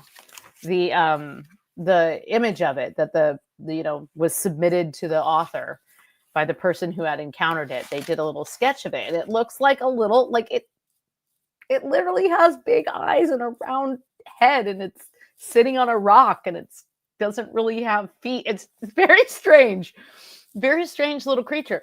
So my point being that I have seen so many parallels that and with the amalgamation of different languages and translations and cultural differences, I think we may be describing the same thing with different words, the same thing that was around thousands of years ago. So with Dogman, I mean, I think it's kind of the same thing. It's like there's always been actually like, so there's more than just werewolves, right? There's were-dolphins, were-sharks, there's were-bears, there's were-deer, like there's like all kinds of meaning, like man and beast hybrids, basically. And dogs are evolved from wolves, and they're basically the domesticated version. So if you remember that quote, that you like, if somebody is of that mindset that they will become the most horrific thing that to which they are acquainted, then perhaps that's why you're seeing Dogman more than Wolfman, right? Like, I don't know. So I have some theories about that, but I kind of think it's the same idea, right? It's a shapeshifter. I know we've talked about this before, and here's the tricky thing is that people have Dogman sightings, and like, so back in the day, a werewolf sighting was usually just a wolf, and then you got some evidence the next day. Great example. There's a story from like 1580 of this werewolf that's attacking a village somewhere in like Austria, and the guy is able to, like, one of the men cuts the paw off of the wolf, and the wolf actually takes off. But he manages to get the wolf's paw. Well, he's going to prove it. That's got some power. He puts it in a pouch. And the next day, when he opens the pouch, he takes it out, and it's a lady's hand full of rings. And he knows it's like some aristocratic lady. And so they just go house to house and find the lady with the missing hand and arrest her. And of course, burn her at the stake for being a werewolf. So that was the evidence then, that a person would shift back and forth.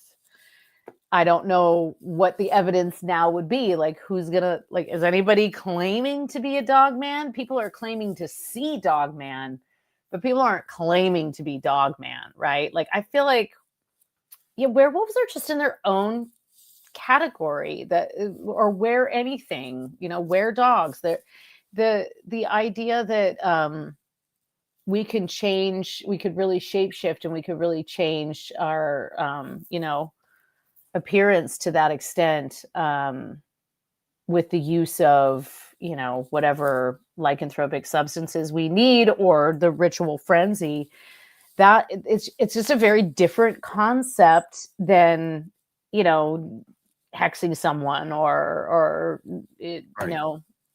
You're following protocol when you're doing rituals, but it's a very different category. And there's something like primordial and really sacred about it.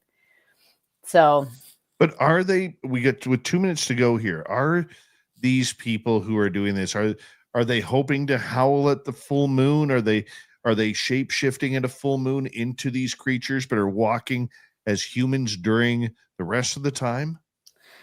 So listen, I have no evidence that a large number of people have actually done this. What I have is the rituals from Elliot O'Donnell and his fascination with it, the giant book from Sabine Baring Gould, and my own fascination with it.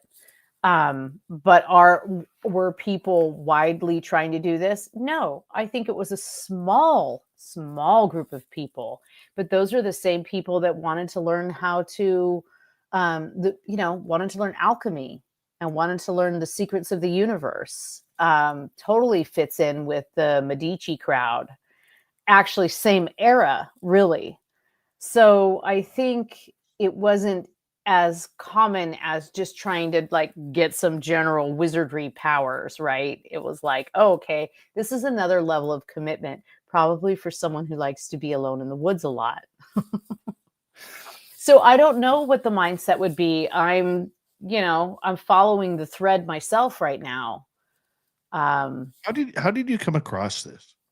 Because we got about a minute to go. Yeah, so this is a book that I had read before. It's by Elliot O'Donnell, 1912, and I was putting together a talk. Actually, I have a talk coming up this weekend at the Ancestral Pathways Conference, and it's all about ways to become a werewolf, wolfsbane, and lycanthropic streams, and all that good stuff.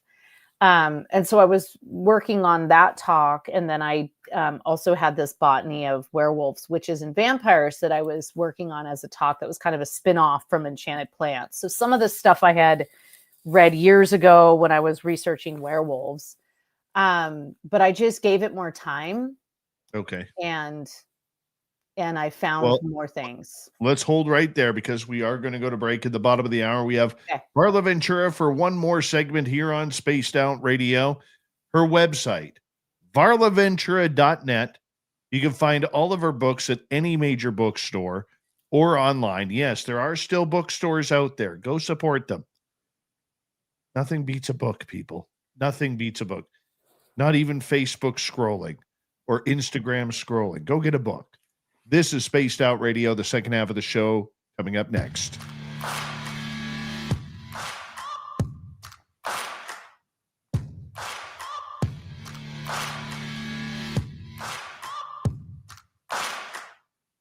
You're listening to Spaced Out Radio with your host, Dave Scott.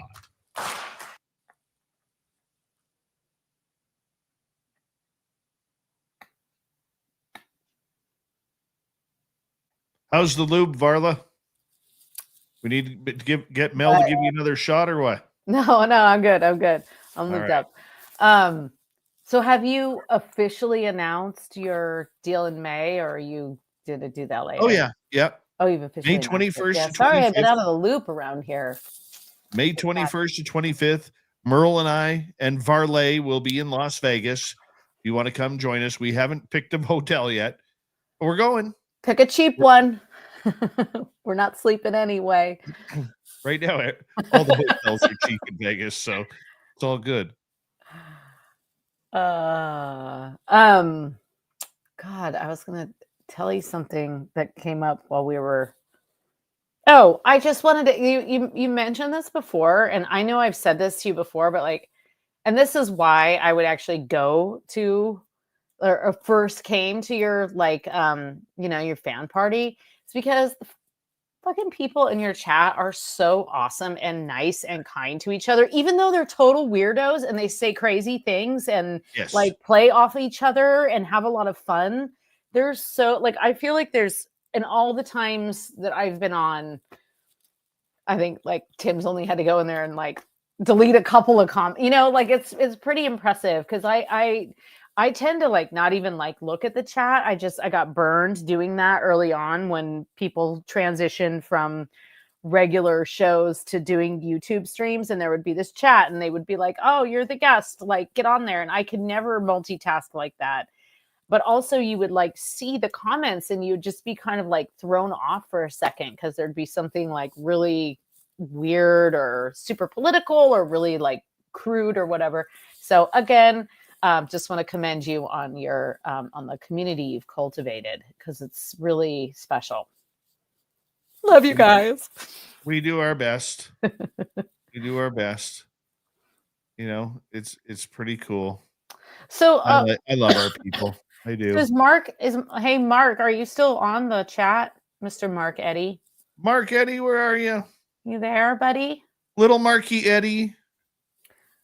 Well, if you're not, I just want to say hi. I haven't talked to you in so long, but I think of you and thanks for tuning in.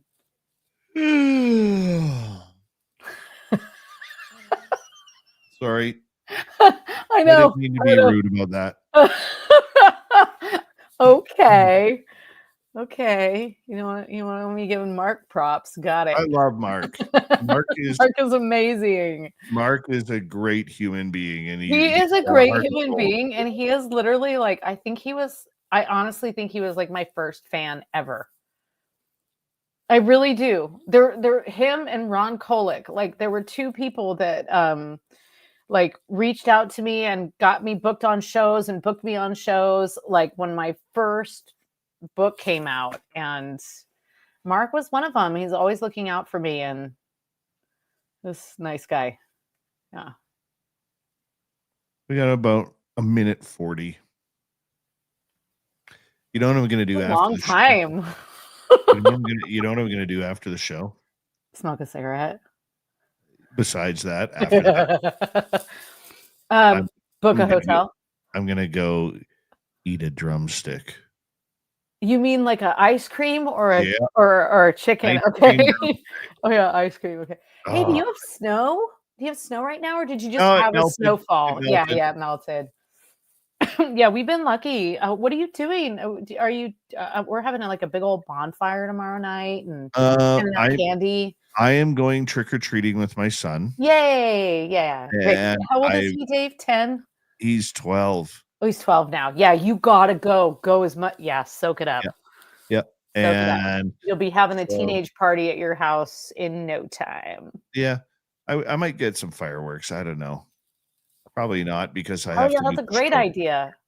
I have to do the show right after, so But we'll see. wait, why would fireworks keep you from doing the show? Because I would do the fireworks when I got back from trick or treating, but I Yeah. have to start show prepping. Yeah, but So but you trick or treat at like 5, right? like 6 here. Okay. We got 2 like hours of 15 trick or seconds. treating. Hold Okay. on. Yeah. Thank you to Area 54, Kafunia, and Kitty for the super chats. Greatly appreciate the love. We're coming back here in 4 seconds.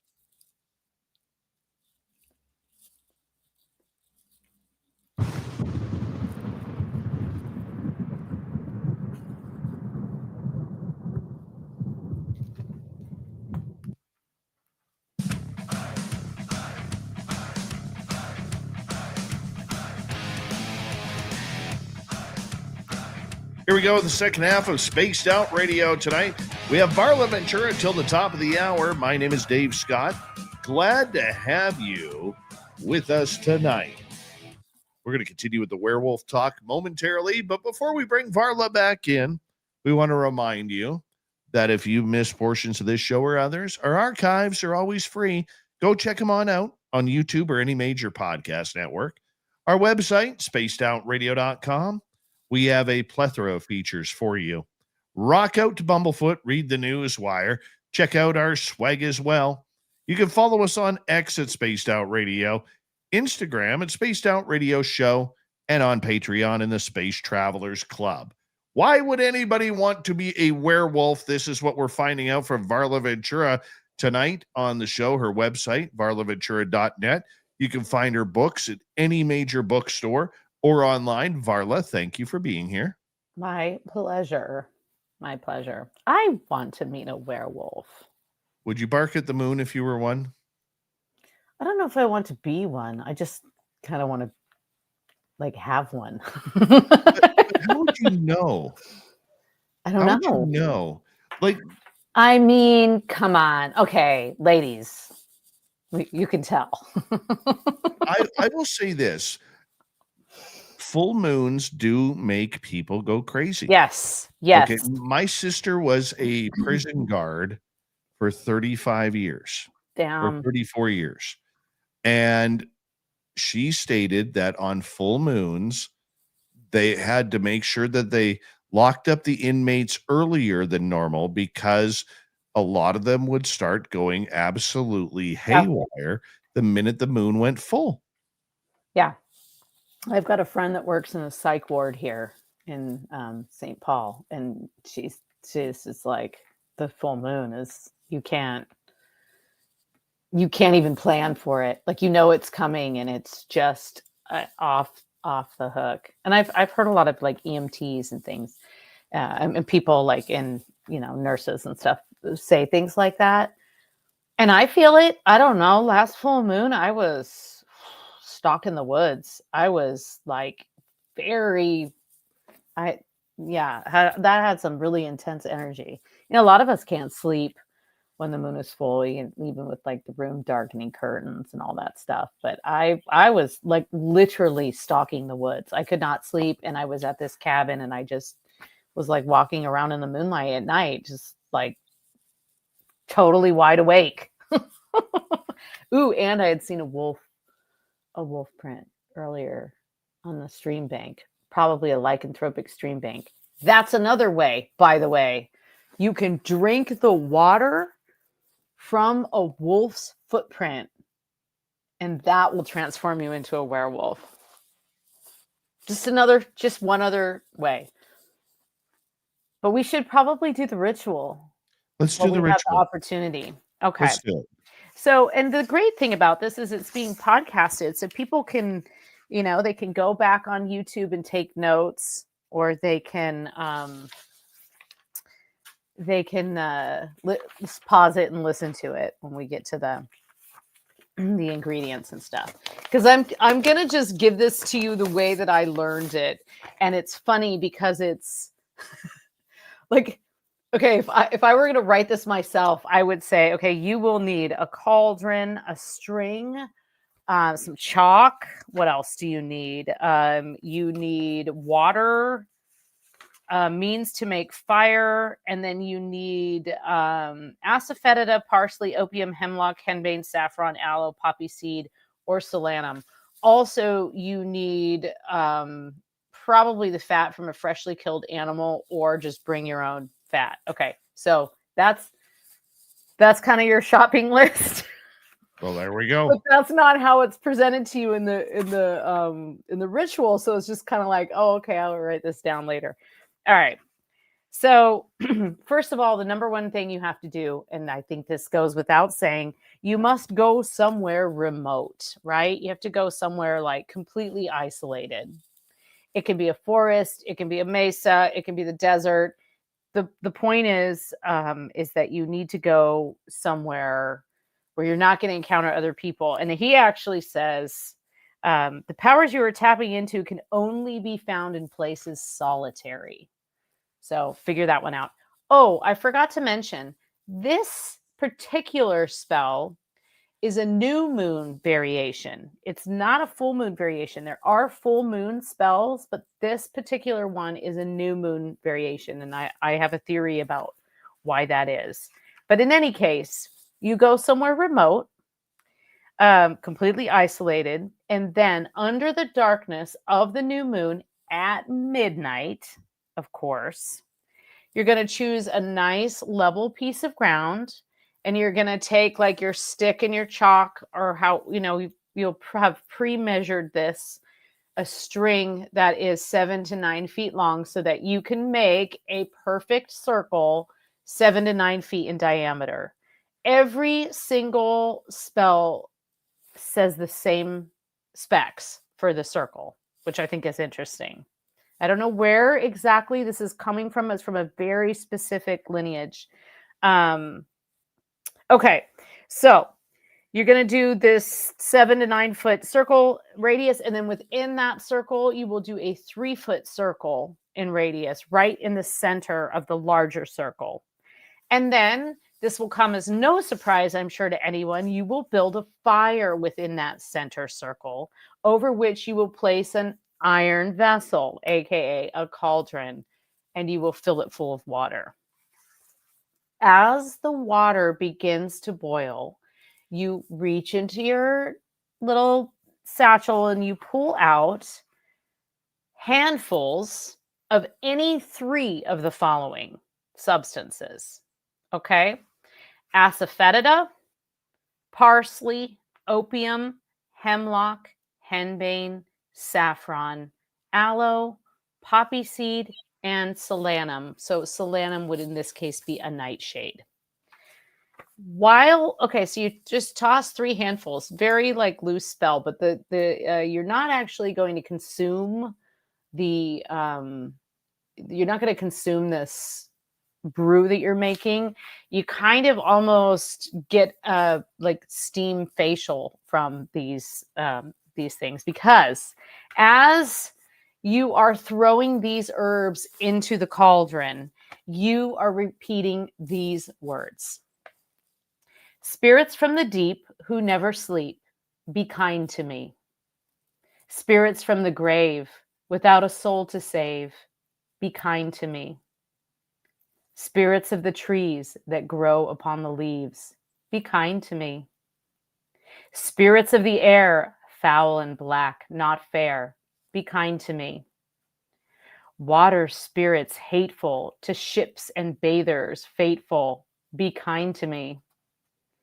Spirits of earthbound dead that glide with noiseless tread, be kind to me.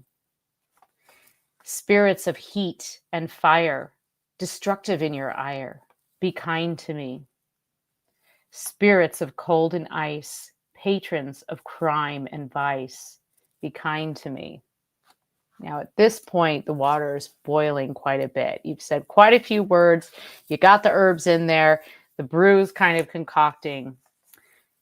Once it's at a full boil, you then say, wolves, vampires, satyrs, ghosts, elect all of the devilish hosts. I pray you send hither, send hither, send hither, the great gray shape that makes men shiver, shiver, shiver. Come, come, come. Now you take off your shirt and you smear your body with the fat of, as I said before, a freshly killed animal or some kind of tallow that you've brought with you. This will be mixed with aniseed, camphor, and opium. Around your waist, you will then bind you will girdle your loins. It's now time to girdle your loins with wolf skin. Okay, so you do that.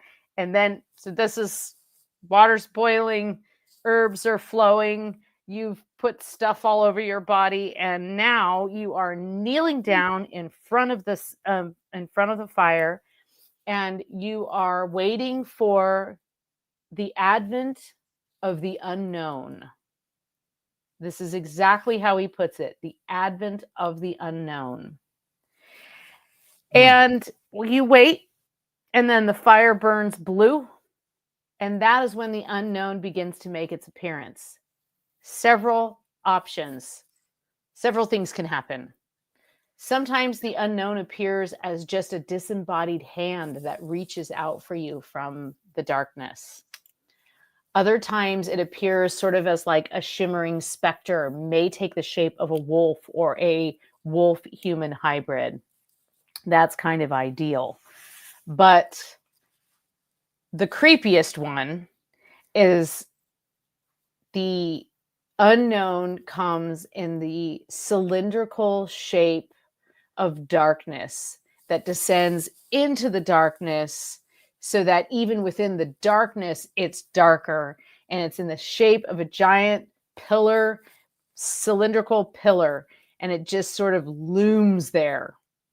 So that's, I mean, that's kind of Lovecraftian, right? Like that's scary. That's really scary. I don't want to see a giant pillar of darkness. I can handle a specter, maybe a disembodied hand, but a giant pillar of darkness that blacks out all the darkness that you're already like surrounded by, that's pretty intense. So at this point, you are understandably terrified. And what do? You run screaming. You run screaming from those woods, and you vow the whole way home you are never going to do that again. You're never going to set foot back in those woods. You're never going to invite the darkness again. And you go home and you curl up in your bed and you fall asleep. And then you wake up the next day and just kind of, real full of regrets until the sun goes down. And then no matter what you do, you are compelled to return to that isolated forest. And this goes on for a number of days until you slowly transform into the werewolf. And this is why I think the new moon is important, because 28 days later, you got the full moon. And boom, you're a werewolf. So now, when you say that, when people are to take this course, is it a course or just a ritual? I guess ritual would be the proper This way. is just a spell, Dave. Okay. But just a casual spell to become a werewolf. The physical change of it? Where all I of a sudden... I don't know. I haven't done it. I would think so. I mean, it probably depends on the person. It depends on the person. Sounds like we need a shill in order to test this out. I know, right? All right, let's pick one up in Vegas. Well, let's just ask our audience in our YouTube chat. Would anybody like to volunteer for this? See, full on. You got to go full on, though. You got to go full on. I'll supervise. I'll be your minder. I don't know. I'm this close to trying it myself. I'm gonna be honest with you. I told you I've been reevaluating my life, so maybe this is the path for me, the werewolf path. I don't know.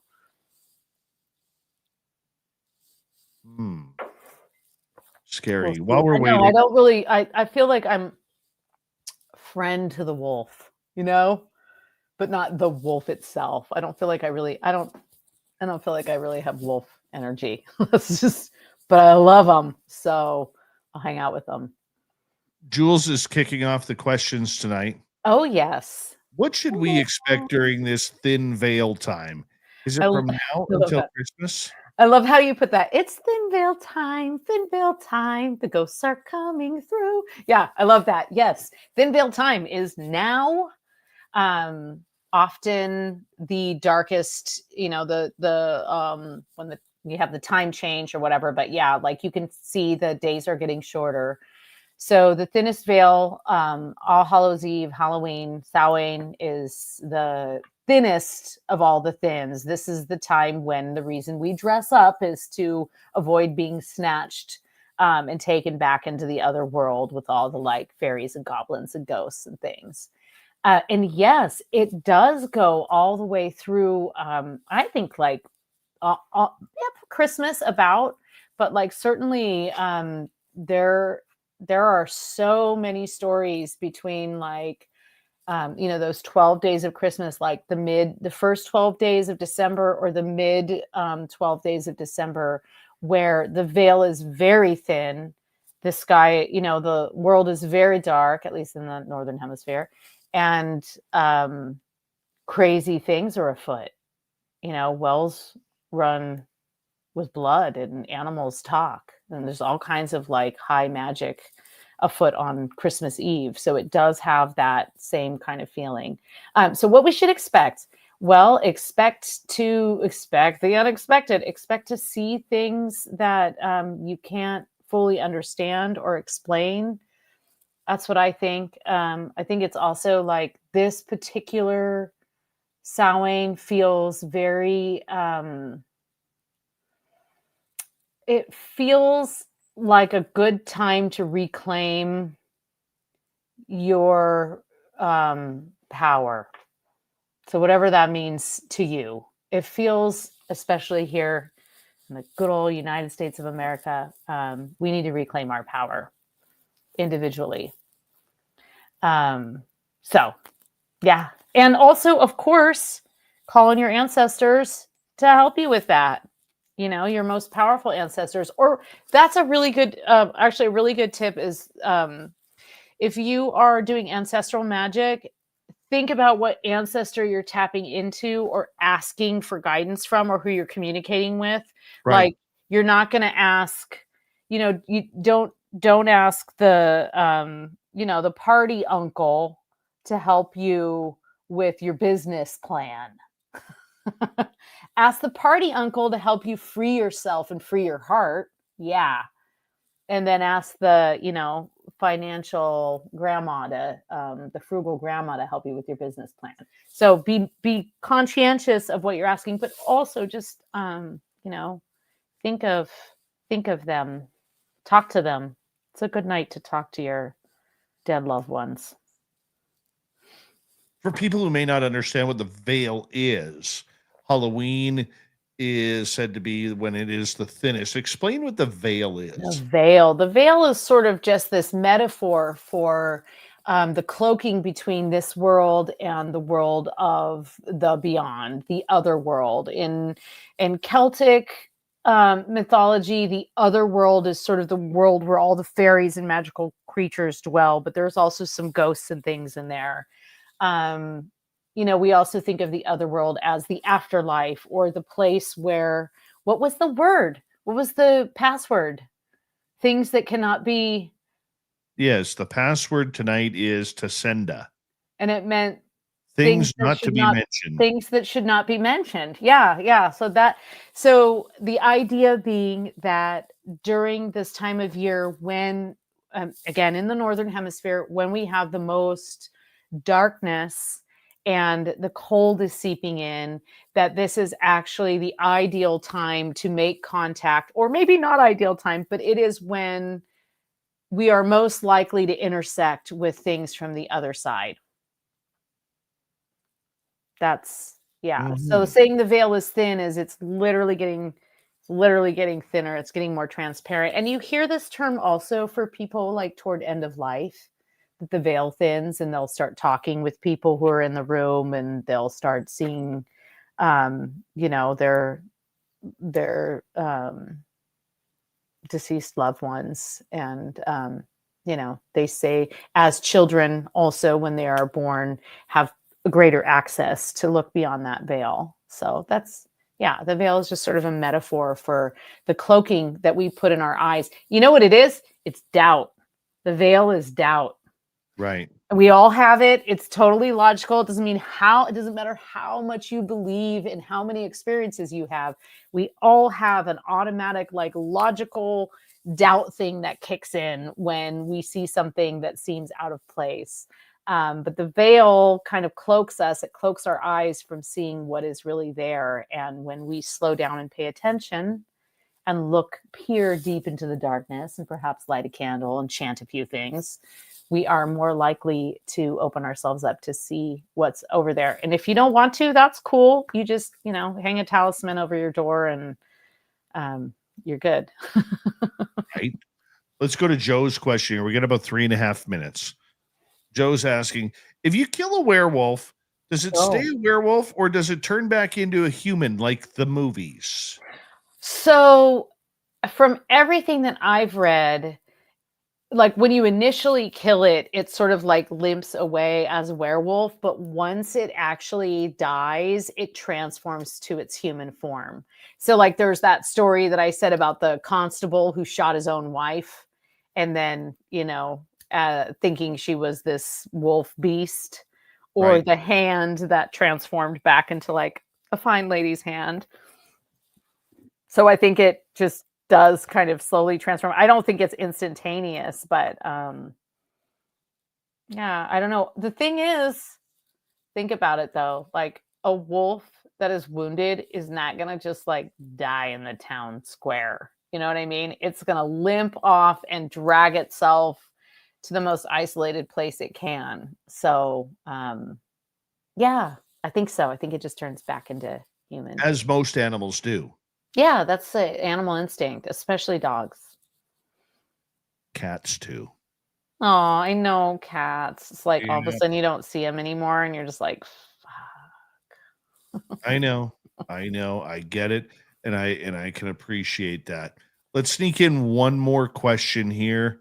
This question comes from, where to go here? I think of the astral plane as a liminal space. Is the veil thin between our realms to the astral plane? Oh, okay. I think of the astral plane as yeah. From Josh, the wizard. Yes. So I don't think the veil is necessarily okay. So I think of the astral plane as the place that we go to access the knowledge of the stars. And there's a variety of ways to do that. You can train yourself to do that. Of course, you know this. You do it in dream time. There's ways to access the astral plane. The veil, I think accessing the astral plane can help us to break down the barriers to allow us to see through the veil. But I don't know that you can go to the astral plane easier this time of year. I actually don't really know that. That's a good question. I will let you know on Monday. Let me see. Let me experiment. But I mean, it kind of stands to reason if you are open to these things. But I think of them as, I also think of them as liminal spaces, but also different than kind of our grounded. I think of the other world as existing or superimposed, or our world is superimposed upon that other world, that they coexist in a way that's not quite definable. Whereas the astral plane is something a little bit higher knowledge and divine. So I'm not really sure if I answered that question, but I like that question. 30 seconds to go. Tell everybody where they can find your books. Oh my gosh. Well, find my books at any of your local independent bookstores. If they don't have it, demand that they order it. Otherwise, you can get it anywhere books are sold. You can get all of my books. Enchanted Plants is my most recent book, which is the exploration of fairy tales and folklore through a botanical lens. But they're all available through all major booksellers. You can get them at the publisher's website, all the monster vendors, all that stuff. Varla Ventura, everybody. VarlaVentura.net is her website. Swamp Dweller and The Wizard next. You're listening to Spaced Out Radio with your host, Dave Scott.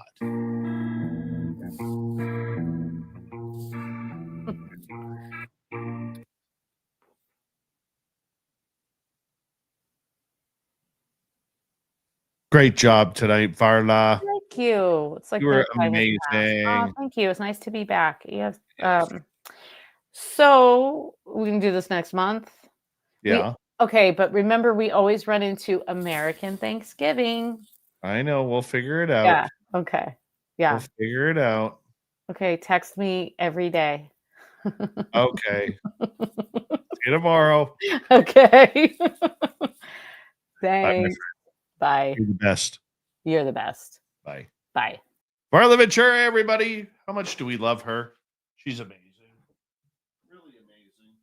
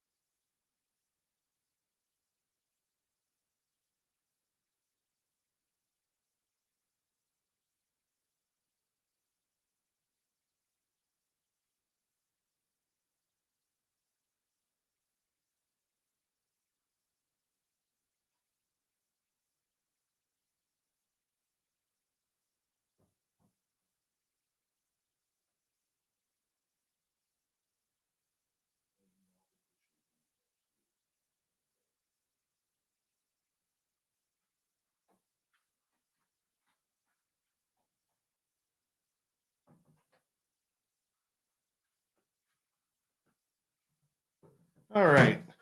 Let's bring in the wizard. Wizard, what's happening? It is almost Halloween, Dave.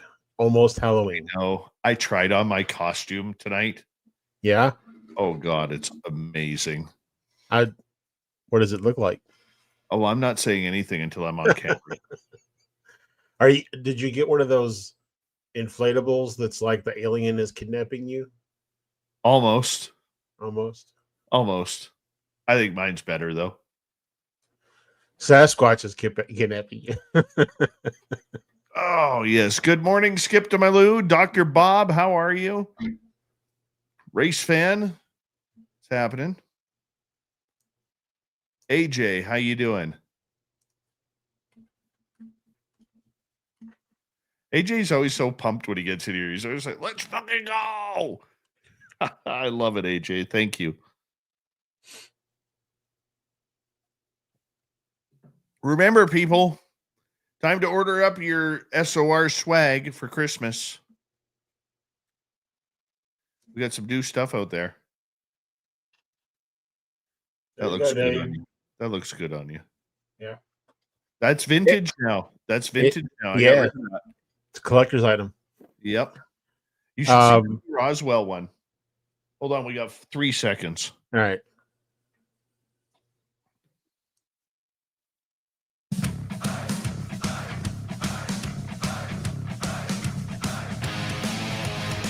Here comes the third and final hour of Spaced Out Radio tonight. My name is Dave Scott. Thank you very much for tuning us in wherever you are on this beautiful planet we call Earth. Hello to everyone listening in on our terrestrial affiliates around North America, digitally on every major podcast network. Our website, spacedoutradio.com. We have a plethora of features for you. Rock out to Bumblefoot, read the Newswire, check out our swag as well. You can follow us on X at Spaced Out Radio, Instagram at Spaced Out Radio Show, and on Patreon in the Space Travelers Club. The Desert Clam has set the password for tonight in the SOR Space Travelers Club. Tasenda. Tasenda is your password. Use it wisely, Space Travelers, as the Clam sets the password each and every night. Right here on Spaced Out Radio. Let's head to the swamp. Hello and welcome to Spaced Out Radio's Swamp. I'm Swamp Dweller, and tonight I'm going to take you on a mystic journey of the unknown, sharing tales of monsters, legends, and nightmares. Welcome to the Spaced Out Radio Swamp. The story I'm about to tell is from about a year ago. I was doing recon on a part of the woods that I had discovered the week before. I am a pretty skeptical person about the paranormal, but I don't deny its possibility. So I was advancing in the woods. I reached a spot that was unusual. It was entirely pine wood forest, unlike the rest of the wood, which is leafy. I thought it was strange, but still kept going further in. As I was probably a mile or so into the unknown part I had found, I heard the voice of a little girl screaming for her father. I quickly turned back to see what was going on, but I saw nothing. I continued walking for about 1 minute, and then I heard it again, but this time closer. I turned around and there was still nothing. I continued walking, but a bit faster this time. About 2 minutes later, I heard it another time, but this time it was right behind me. I checked again, but there was nothing, and then I heard a man speaking next to me, and there was still nothing. I was freaking out at this point, and I grabbed my combat knife and started running as fast as I could in the opposite direction. Note that I'm a pretty large dude and I don't get scared that easily. But this was just some next level stuff, man. Anyways, I managed to get back to my bike and got the heck out of there for good. If anyone has any idea about what this was, please share it in the comments and let me know. And I know my story might not be particularly scary, but thank you for sharing it anyway if you do. One night, I was outside trying to get my pug inside. He didn't want to come in for some reason and was running from me with a leaf in his mouth. So I chased him, playing with him a bit. I live near the woods, and all of a sudden I heard this music. But it wasn't actually music. It's hard to explain, but the best way I can describe it is that it sounded like wind chimes. Only they definitely weren't actually wind chimes. by the way they sounded and how fast it ended. It happened for maybe 3 seconds, and it sounded like a ton of them were going off at the same time. Then, it just abruptly stopped. I snatched my dog up and noped the heck out of my yard. Curious, I went inside and I Googled this.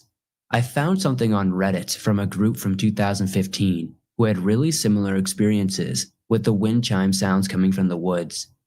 Some people commented that it was fairies or something like that. It sounds like it could come from Fae folklore, but I'm not sure. So, I wanted to write into the Swamp Dweller show to see if anybody in the comment section might know what this could be. Thank you, Swamp Dweller, for another spooky pair of stories. If you want more just like that, head on over to YouTube, type in Swamp Dweller, hit subscribe, ring that bell. Thousands of stories for you just like that. It's time to bring in the wizard for the UFO report.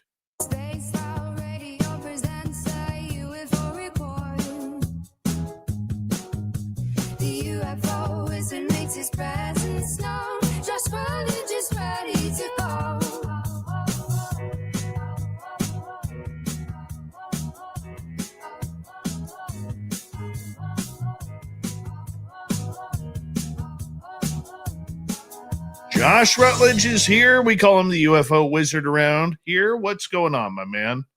Oh, fantastic, Dave. Let's see. I got up for some reason at 3:30 this morning, and my dog was really anxious about going outside, so I went outside and I saw some UFOs. No. Yeah, and I What happened? recorded them with You my gotta go- night vision camera, and yeah.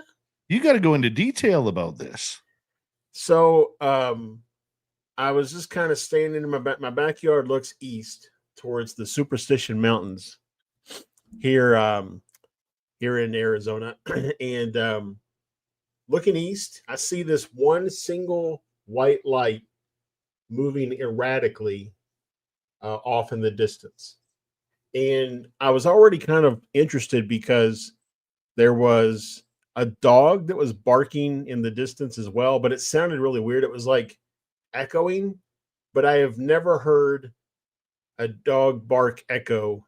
I've been here for almost 4 years. I've never heard a dog bark echo like it was echoing this morning. So that was already kind of interesting and weird.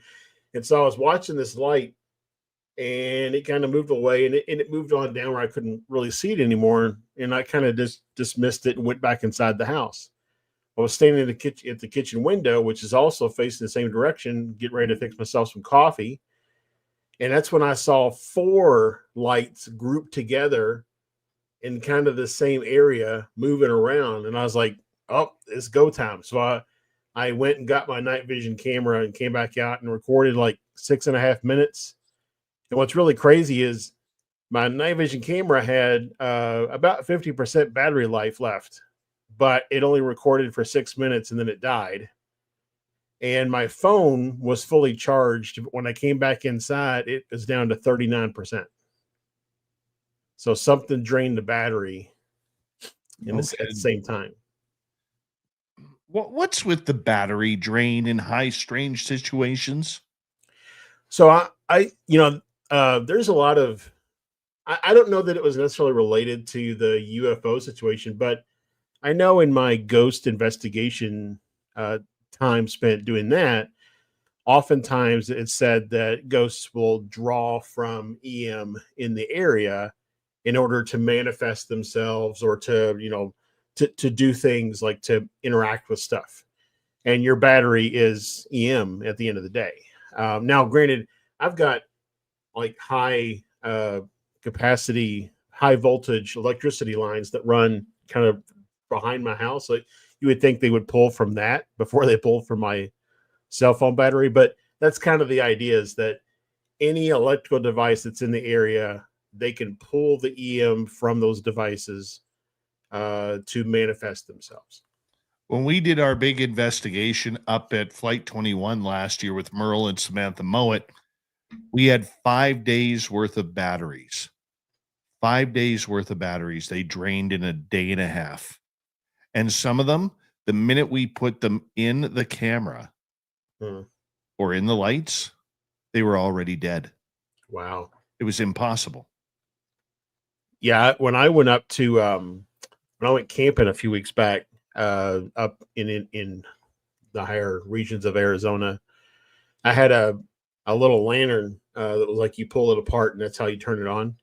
And I just put brand new batteries in it, and we got like 45 seconds of use out of it, and it died. It's ridiculous. So it's very odd that happens, but I've always heard that that's what it is. But you got to be careful sometimes too, because high EM can also cause like humans problems. If you live in an old house that has wiring that's like the old sheathing instead of the newer stuff, where it's not Romex, Right. You could actually get, like I always go in this one room, and every time I'm in there for longer than 3 minutes, I start getting these headaches. Well, it's probably because there's really old wiring with bad shielding, and the EM fields are messing with you, because we are very susceptible to EM, which is, something I've noticed that with, to kind of bring us back to the UFO topic, with UFOs, if you think about it, for the most part, UFOs don't really come close to us anymore. Like since probably, the 80s or the 90s was probably the last time that UFOs really came close to people. And I wonder if it's because they realize that, we're negatively impacted by them coming close to us. So that's why they kind of stay at a distance. Do you think that there are a lack of UFOs right now coming closer to people? I think there is. I have not heard of a case of people like seeing like a disc type craft or something like that really close up in a long time. They might see a disc at a distance, or look through binoculars and be able to tell it's a disc. What I've probably seen more than anything of late is orbs. And then those like orbs that are like inside, or like a box inside of a sphere, but the sphere is translucent, but there's like a box inside of it. I see a lot of those, but it's, I probably can't tell you the last time I've heard about a case where, a craft came right up to the person. And I think it's because they finally realized that, their technology hurts us. They probably got tired of taking people to, patch them up. It's weird. You just don't hear as much lately about alien abductions as we did, say, a few years ago, even a couple of years ago. Well, we still, in the MUFON space, we still, of course, get them in our cases that get submitted. They're still happening. But, something I was thinking about the other day, let's say you're like, you're on your way to, I don't know, work, and you get T-boned at an intersection, and it knocks you out. They rush you to the hospital, and they perform emergency surgery. And in an emergency surgery, they decide they've got to, do something, and they do these things. And then, like, after you come out of it, you have snippets of like remembering things that happened in the ER room and stuff like that. And maybe you're a little perturbed that they decided to, remove one of your kidneys in order to save your life, but you're okay with it because they saved your life. Well, what if that's what majority of alien abductions are? Is they're just trying to help you, fix you, but because they're not doctors in masks, they're little green guys or mantids, and because we don't recognize the utensils they're using or whatever, we automatically assume that they're up to no good.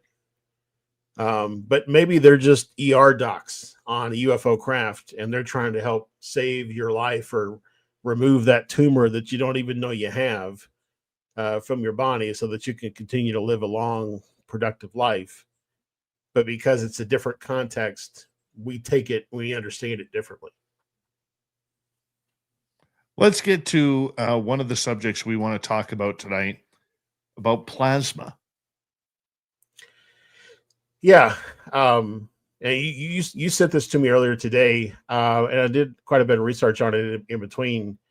There are quite a few companies that are working on a plasma jet engine. Now it's been they've actually several places have actually created them on a small scale. Um, MIT created an ion-based airplane that flies short distances with using an ion engine. But the way plasma works is it takes most companies who are exploring plasma use like argon gas or xenon gas. They inject it into the chamber and then they superheat it until it turns to plasma. Plasma being the fourth state of matter.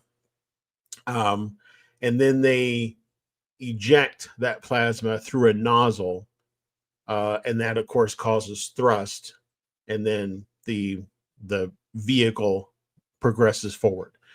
Most of the way plasma has been explored to date has been for space travel, but there are now some companies that are looking at it for in atmosphere travel as well.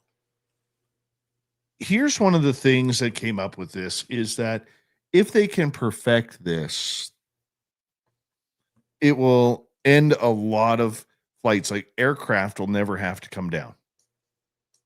You know, it could be years before they have to come down. Yeah, but the perfecting of it has bigger benefits, I think, than just as a plasma engine. Because in order for the plasma engine, so that heat up element that I talked about, you have to get the gas. In order to convert most gases to plasma, they have to reach somewhere around like 20,000 Celsius to get those things to convert to plasma. So number one, most of the things that we have inside of an engine today can't handle that kind of heat. So we're going to have to produce new materials that can handle that kind of heat. So think of all the other places where we could use those materials. Also, it's going to take a significant amount of electricity to heat a gas to 20,000 degrees Celsius so that it converts to plasma. And so, either a high density battery, onboard fusion. So again, it's all advances in technology that has further reaching benefits than just a plasma engine. So I think in humanity's, let's say, effort of getting to the point of having a plasma engine in the skies operating, we will also see significant advances across the board. Now, what is interesting to me, or rather what is the potential holdup here, is it would mean potentially no longer needing jet fuel. And as we know, it's really hard to shake people's wallets loose from the idea of not using, petroleum and gasoline and diesel and things like that anymore. So I think that's probably the biggest barrier, not so much the technology, because I think we could figure out the technology. Anytime we've come up against a hard no in the past, we've always figured out a way to get past it. It's do you think we're ready as an economy to begin to explore like significantly reducing how much fuel we burn, with jet fuel on planes being a significant amount of that fuel? Well, here's the thing that I'm going to bring in a little bit of conspiracy theory into this, okay? And that is, I had a talk with an insider one day, and we were talking about black triangles. Mm-hmm. And this person had to be very careful with what they said to me and said, Dave, There's a lot I can't tell you. So I said, well, hypothetically speaking, if the United States government has these black triangles, where would they land? I said, are they landing at Area 51? Are they landing at Wright Pat? Are they landing, at some secret base in the middle of the ocean on some sort of island? Like, where are they landing? And he said something very ominous to me after that, which was, what if they don't land? If we're talking hypothetically here, what if they don't land? Hmm. And that made me wonder how they would be able to do that. How would they be able to change crews, for instance? How would they be able to refuel if necessary? I mean, if they were running, let's say outside of plasma, if they were running on nuclear power, we already see aircraft carriers that are, needing to fill up with nuclear energy and fuel about once every 20 years. So could these TR3Bs, these black triangles that people are seeing, if they do belong in the arsenal of some deep, dark U.S. military secret unit, could they be running on these plasma engines? Could they be running on nuclear energy? Definitely could be running on nuclear energy because we already have, a multitude of craft that do that. I mean, we've got a space craft, I guess you would call it a spacecraft that we sent out, into the ether to look at various planets and things that is powered by nuclear power.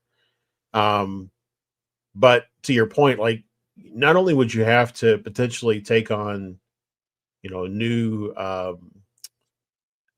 nuclear material, like, whatever the rods they're using or whatever for the nuclear aspect, you'd also have a lot of nuclear waste to get rid of, unless they're just dumping it.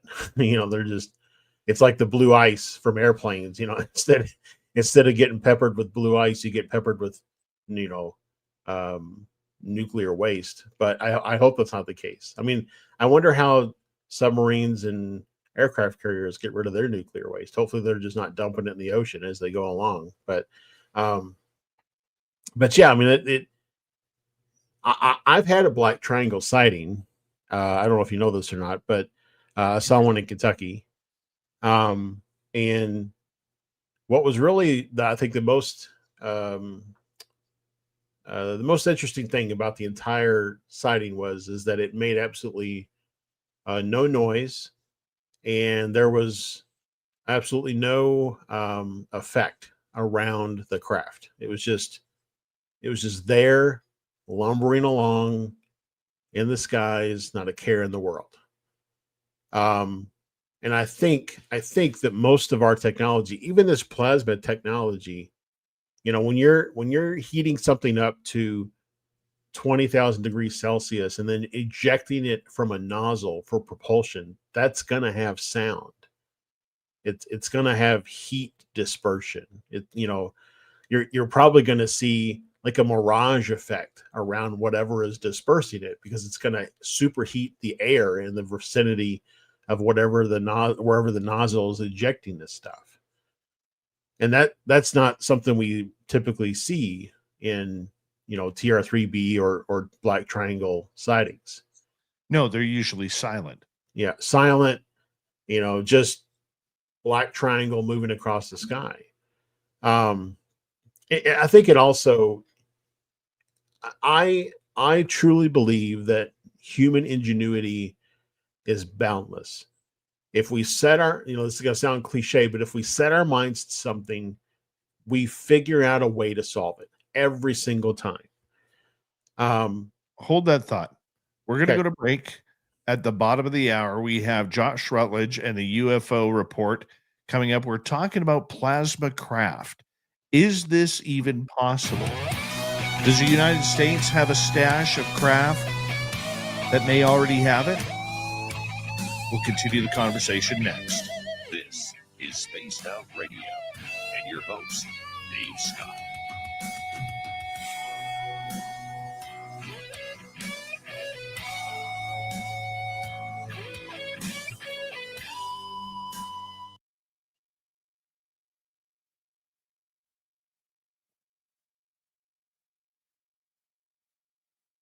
All right, we're clear.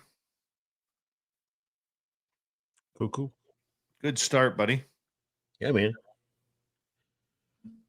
I wasn't gonna come in here empty-handed. When you hit me that thing, I started researching it. I even had AI produce a what if, like what you would feel if you were within half a mile of a craft operating a plasma engine, as described by one of the companies that I found that's building one. So we don't want to get into that. That's pretty cool too.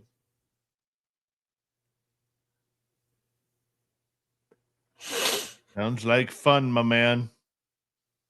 Sounds like fun. Yeah, I'll have to send you. Facebook limited me to 1 minute for my video that I captured this morning, but I'll forward it to you here. You can take a look at it later. That'd be cool. Like I said, I recorded a little over 6 minutes, but I only got 1 minute uploaded.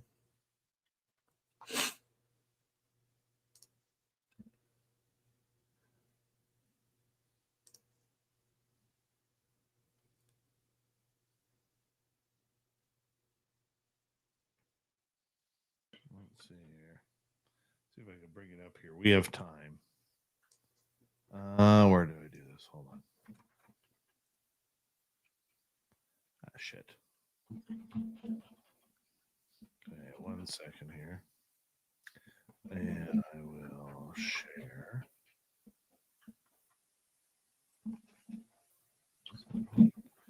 Okay, share screen. Big here. There we go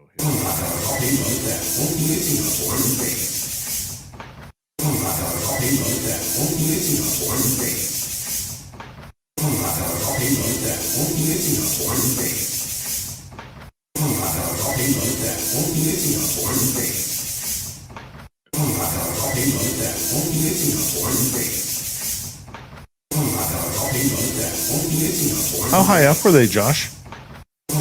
They were around 10 to 20 degrees off the horizon. I mean, they were above the mountains.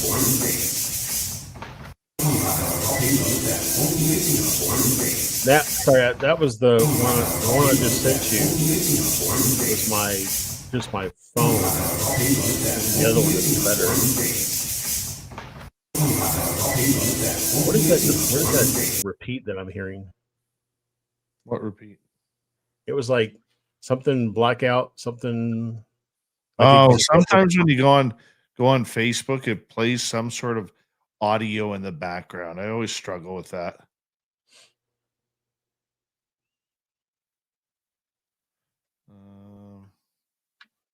Like this. Do we have time? We have time.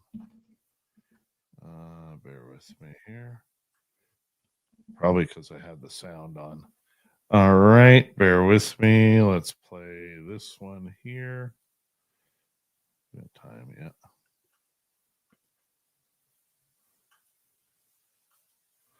All right, share that. Hit play.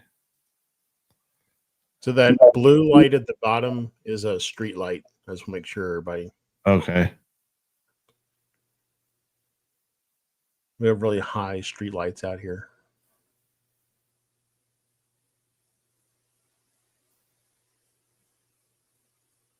Oh yeah, you see the two moving together. There's like a bunch there that are moving around together. Yeah. Oh wow. And then like you saw one like zip, like when it starts, you saw like one zips off kind of off to the right in the video. And then later there's another one that kind of like zips in. That's really cool. This was at 4:00 in the morning. Oh man. I was seeing them before, but I just started filming them at 4:00 in the morning. That is awesome, dude. That is awesome. 30 seconds. Thank you to Area 54, Kafunia, and Kitty for the great super chats. Appreciate your love and support tonight. Hi, Ozzy Ange. How you doing, beautiful? Say hi to your awesome hubby for me if you don't mind. Cosmic Joe, how are you? Happy Halloween to you, my friend. And B. Arthur is here, everybody. Guess who he's going to be for Halloween?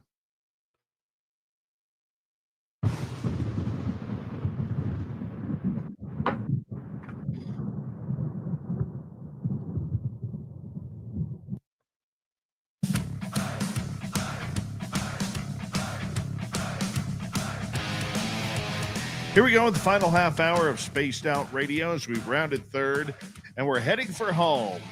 My name is Dave Scott. We got the wizard here for the UFO report. Thank you for tuning us in. We want to remind all of you that if you missed most of this show or others, you can always check out our free archives on YouTube or any major podcast network. Our website, spacedoutradio.com. We have a plethora of features for you. Rock out to Bumblefoot, read the news wire, check out our swag as well. You can follow us on X at Spaced Out Radio, Instagram at Spaced Out Radio Show, and on Patreon in the Space Travelers Club. Let's bring in the wizard once again, hanging on out with us, talking about potential plasma craft in the sky above. Do you think they're already there, Josh? I mean, you've seen enough UFOs. Just what's your thoughts? I mean, they could be, but like I said, because of the sound and the distortion that you would experience, I think with at least the way humans would accomplish plasma craft, I don't think they would be mistaken for anything other than like human created things. More than likely, the craft is going to break the sound barrier, so you're going to get, that sonic boom. The plasma that's being ejected through the nozzle for thrust is probably going to break the sound barrier, so you're going to get a sonic boom from that.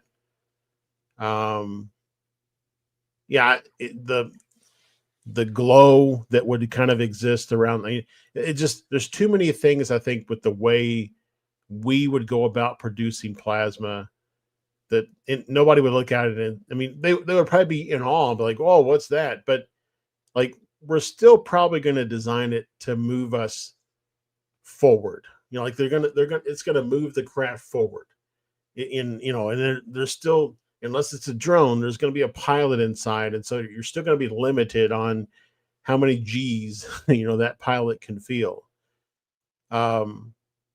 Plus you got, like I talked about a little bit earlier, all of the heat shielding that would be necessary to protect a pilot from 20,000 degrees Celsius.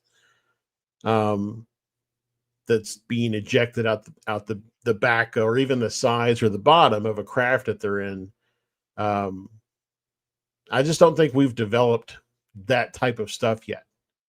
So that's where it's hard for me to look at like the claims around like a TR-3B or let me back up, claims around the Triangle craft being a TR-3B and say that that's human made. I would think that if we've developed, for example, heat shielding technology to protect pilots or electronics for that matter in crafts that are using a plasma thrust technology, that we would have seen already other places where those, heat shielding would have been utilized. Because we haven't even talked about the fact that when you heat plasma up like that and you eject, you're basically creating lightning. And lightning, as we know, puts off a bunch of EM and it can disrupt, electronics. So how do you shield the electronics inside the craft that you're flying while you're creating lightning and shooting it out the back? There's just a lot of things that I don't think we've figured out how to solve for.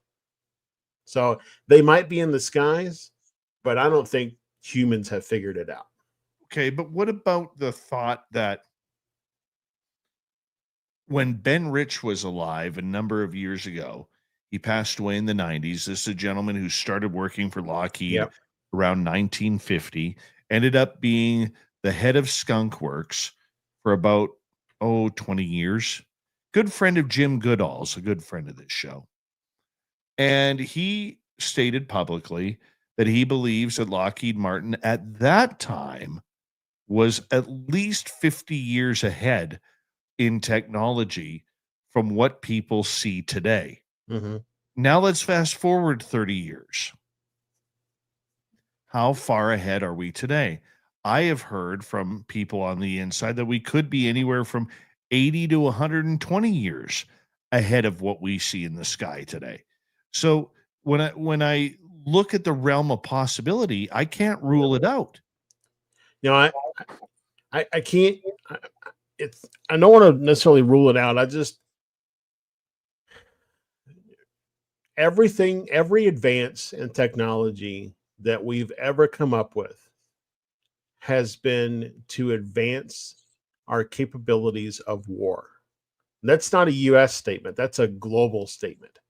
Every advance in technology was first used to make us better on the battlefield, whether it be how to patch up soldiers and get them back in the fight, or technology to blow things up, or to move soldiers faster, or whatever the case may be. Everything has always been in military activity first. So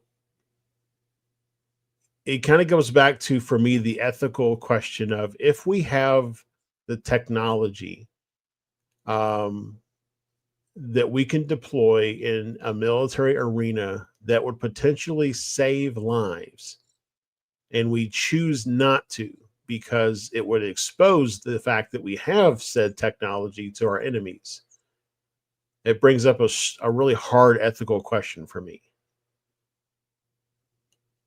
I get that. But what the military does has never been about ethics. Well, that's true. Or Lockheed Martin.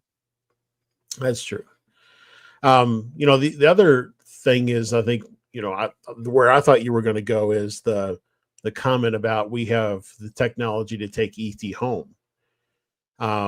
There is that one too. Explain that one. I think the same guy, I believe. Yes, it was. Yeah. He was at a conference. Somebody approached him after the like little get together of all the high and mighty folks, and was talking to him about how he felt about UFOs. And he said, let me put it to you this way. We have the technology to take ET home. So, that was around the time, I think, when of course, the movie came out, and ET had to phone home in order to get home. And, basically that's what the reference is. But whether or not that means we have developed the technology or we just have the technology, right? We have access, like in Independence Day, we've got the craft in the bunker in Area 51. We just can't figure out how to fly it, or we can't figure out how to turn it on, or whatever the case may be. But we've got the technology. I mean, if there has been, if we say that there has been a UFO retrieval program running for 80 years, and in that 80-year span, we've figured out how to build or reproduce some aspect of the craft that we've captured. It stands to reason that we probably have that on some experimental craft. And the fact that the companies that I looked up that are looking into plasma engines are not big. They're not Lockheed Martin. They're not like big government contractors. They're relatively small, in fact. We usually see technology deployed in the military domain first, and then it later gets kind of it becomes available for research and development for the private sector. The fact that we have private sector companies looking into this technology, maybe that implies that we have in fact perfected it in the military side, and now it's available for private companies to look into how to make it commercially available. Well, I mean, that is something that we can only hope. I mean, we don't know the toys that a place like Lockheed Skunk Works has, or Boeing, or Palantir, or Raytheon, or McDonnell Douglas. I mean, there are hundreds of patents and technologies that they may have that we could literally use every day in humanity. And I've Yeah. said this on this show before, Josh. Okay. Flight has not changed in 70 years. If you look at the old original Boeing 707 and you look at an Airbus A320 today, almost the same aircraft, same design, same wings. Yes, they've improved. Now we got the little flaps on the ends of the wings. The technology is better. The metal is lighter. Okay, they're a lot more structurally sound. I get that. That's not what I'm talking about. What I'm talking about is improvement in time. It still takes, whether you're flying 70 years ago or 60 years ago in a Boeing 707, or you're flying in a 737 from Boeing today, it still takes you 6 hours to get from Vancouver to New York. Mm-hmm. The time hasn't changed. And if this technology is out there where they are getting into hypersonic speed, it's believed that they've had hypersonic speed since the 90s, with the Aurora program and others. Right. Well, They haven't given that up to improve travel, to help humanity even better. They haven't given that up. So I disagree with you when you say that, that it's they need to give it up a little bit in order to make life better for us. They don't care. What I mean by give it up a little bit is that usually it's a money play. When they've reached to the point where they can no longer keep the technology, or need to keep the technology a secret, now it becomes commercially available, and all the people who own stock in Lockheed Martin also own stock in Boeing and all the other companies that would then use that technology to better enhance their propulsion. But at the end of the day, flight still won't have changed. Well, it'll still be about moving air over a wing in a forward direction, right? It's just a matter of how are we moving that air? How are we pushing the craft forward? So, yes, it may be it'll be better for the environment potentially, because it wouldn't produce any CO2. It would produce probably nitrous oxide when those hydrogen and helium molecules after the plasma has been ejected, recombine. We would get probably an increase in nitrous oxide. But as far as I know, we would all just talk a little bit higher in our voices. We would all talk like this, Dave, instead. but yeah, it's we would all go to sleep. That's what I mean by commercially available, is that all the technology that we've typically seen where it's deployed in the military first eventually becomes commercially available, gets worked into the commercially available technology, and then all those same shareholders get to earn double the profits now, because now they're getting paid not only from the military or for the government, but they're also getting paid from the general consumer. I would agree with you on that. I think that's a good thought. I just don't know if they even want to. They have a free bankroll from the U.S. government and the taxpayers.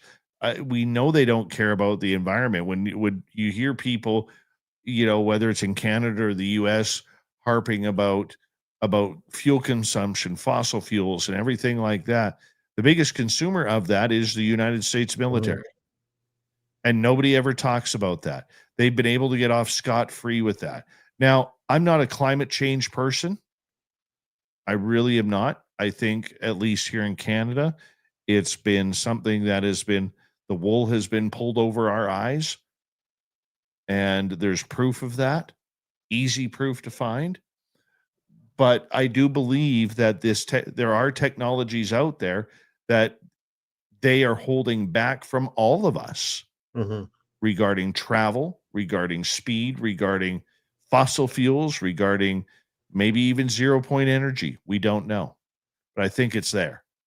Well, not to go too far off the plasma thing, but back in the early 2000s, in a lab, they successfully teleported a hydrogen atom from one location to another inside a lab. So, if you think about advances in technology, imagine not even needing to travel. Imagine you punch in a keypad, your destination on a door in your house, and you step through it because teleportation. But I mean, then you go into the fact, or not fact, because there is no fact on it. Then you go into the rumors and the stories of, you look at Andrew Bishago. I don't know if you're familiar with him, I'm but not familiar with him. Wild Chrononaut, where they believe there are already these jump rooms that can get you places. And they've had the technology of these jump rooms for decades now. Whether they've used them or not, or whether they're real, I don't know. I know Grant Cameron, UFO researcher, has looked into these. He believes that the jump rooms are real. I've talked to other people who believe they are real. I've even had photographs sent to me of one of the buildings where allegedly these are taking place.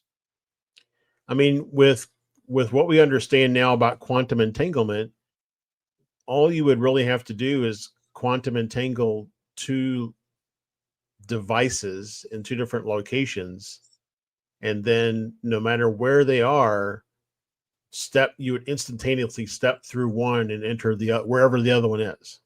Right.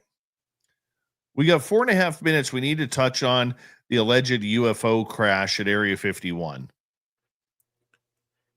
George Knapp. I have not seen this.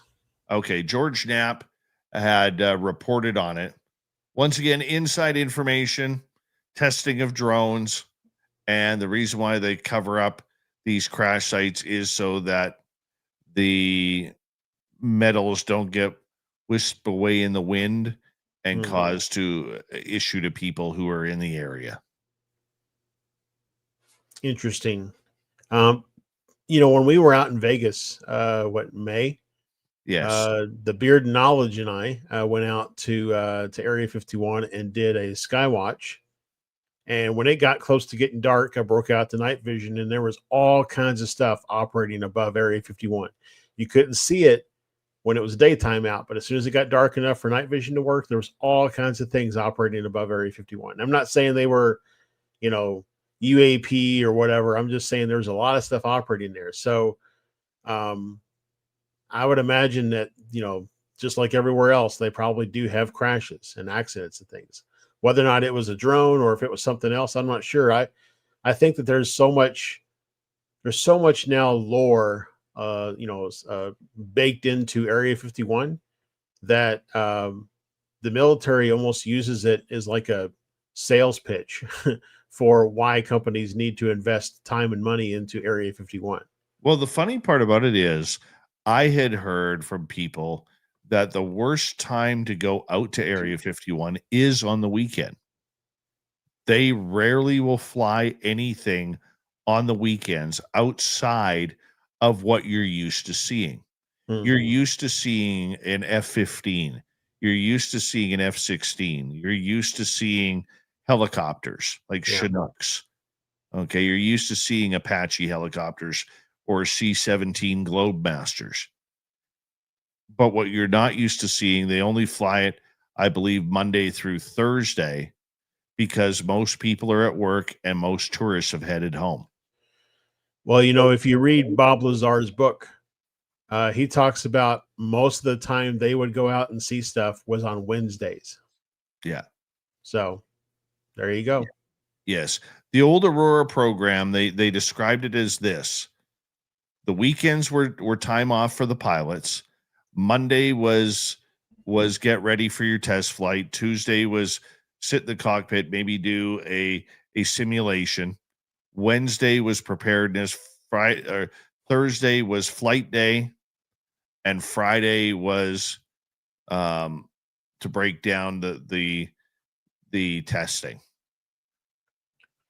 Well, I know when we were out there, it was a Friday, and we saw one of the white buses rolling down that dirt road, taking people wherever they take them. So it makes sense that they were leaving out on a Friday.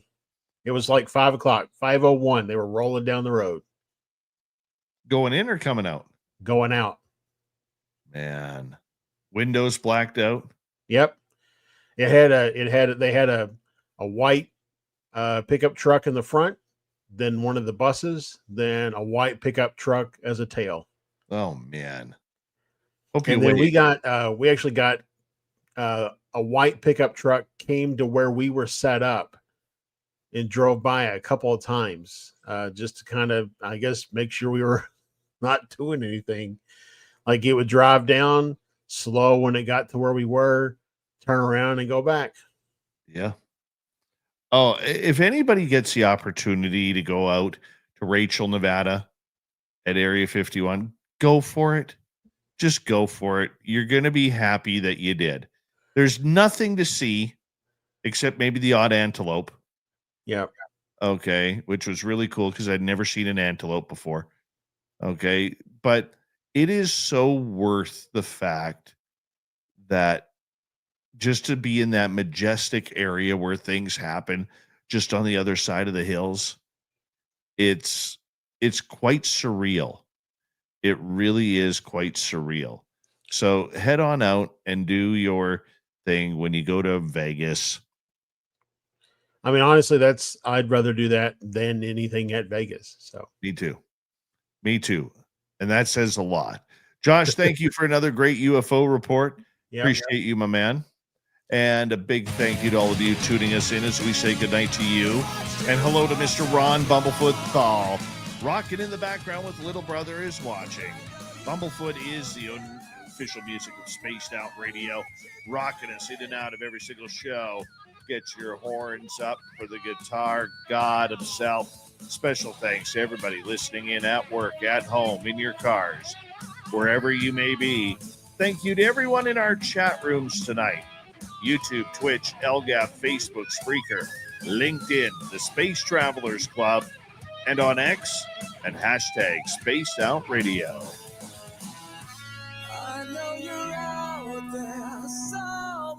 Remember, this show is copyright Spaced Out Radio and Bigfoot Broadcasting Limited.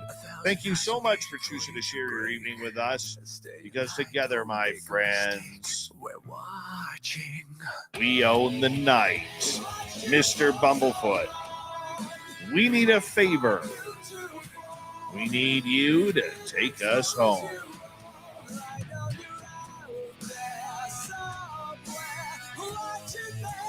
Yes, the Woo train has docked for the night, but soon, my friends, we shall ride again. Your seats are always available. Your tickets never expire. And if you want to bring a friend, we've got room for them too. Good night, everybody.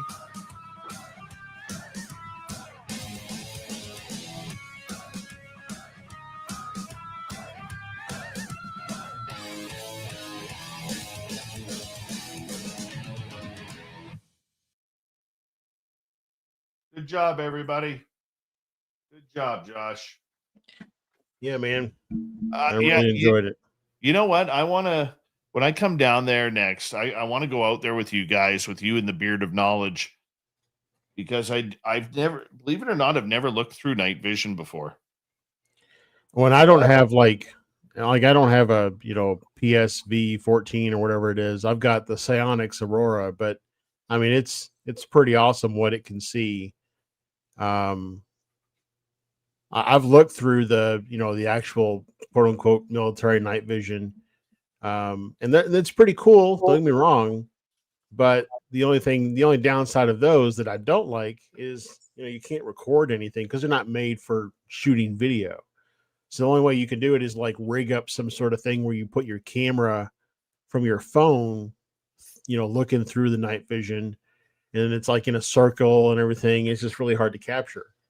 I like the psionics because I can see just about everything that a military grade can see, and I can record video. That would be cool to see, though. Yep. I mean, I had at one point in time I had 4 of those. I've slowly sold them off. I'm down to 1, and that's probably good enough for me. So, but every now and then you can get them. They come up on eBay and stuff for like relatively cheap if you know what you're looking for, and you find one. Like I actually just bought one a couple months ago that I bought it for $325.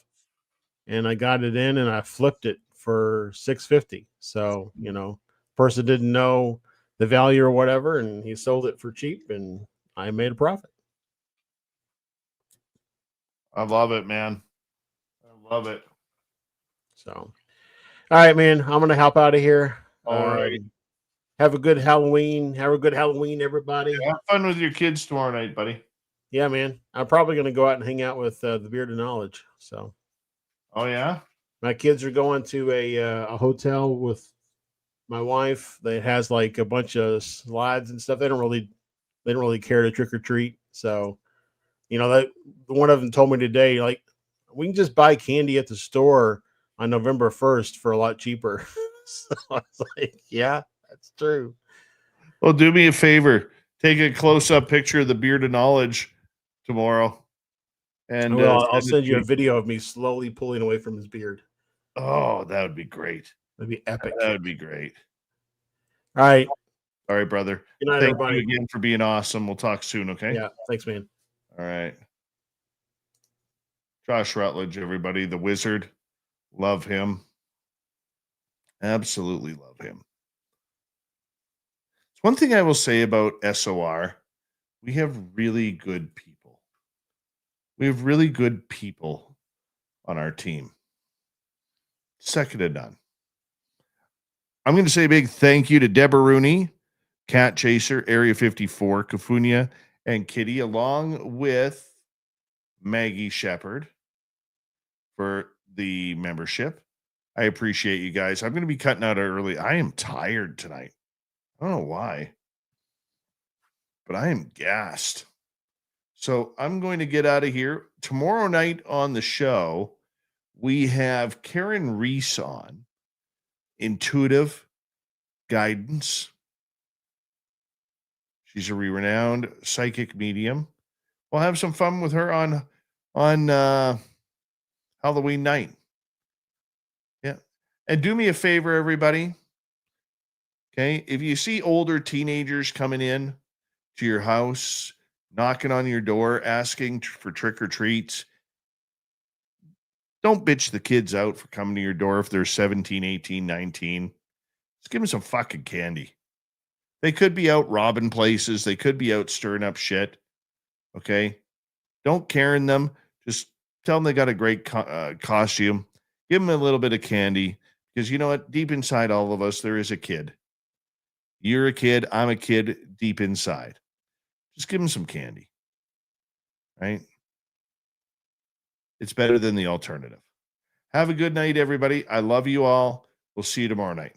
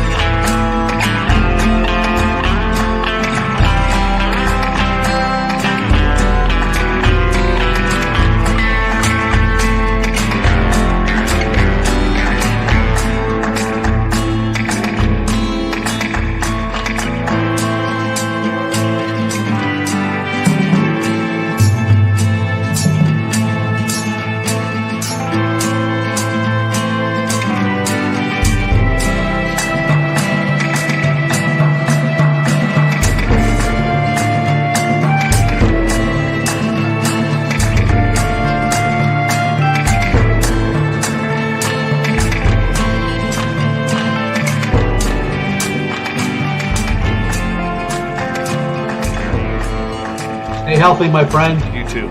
If you need bail money, give me a call. Always, Dad. Take care. You too.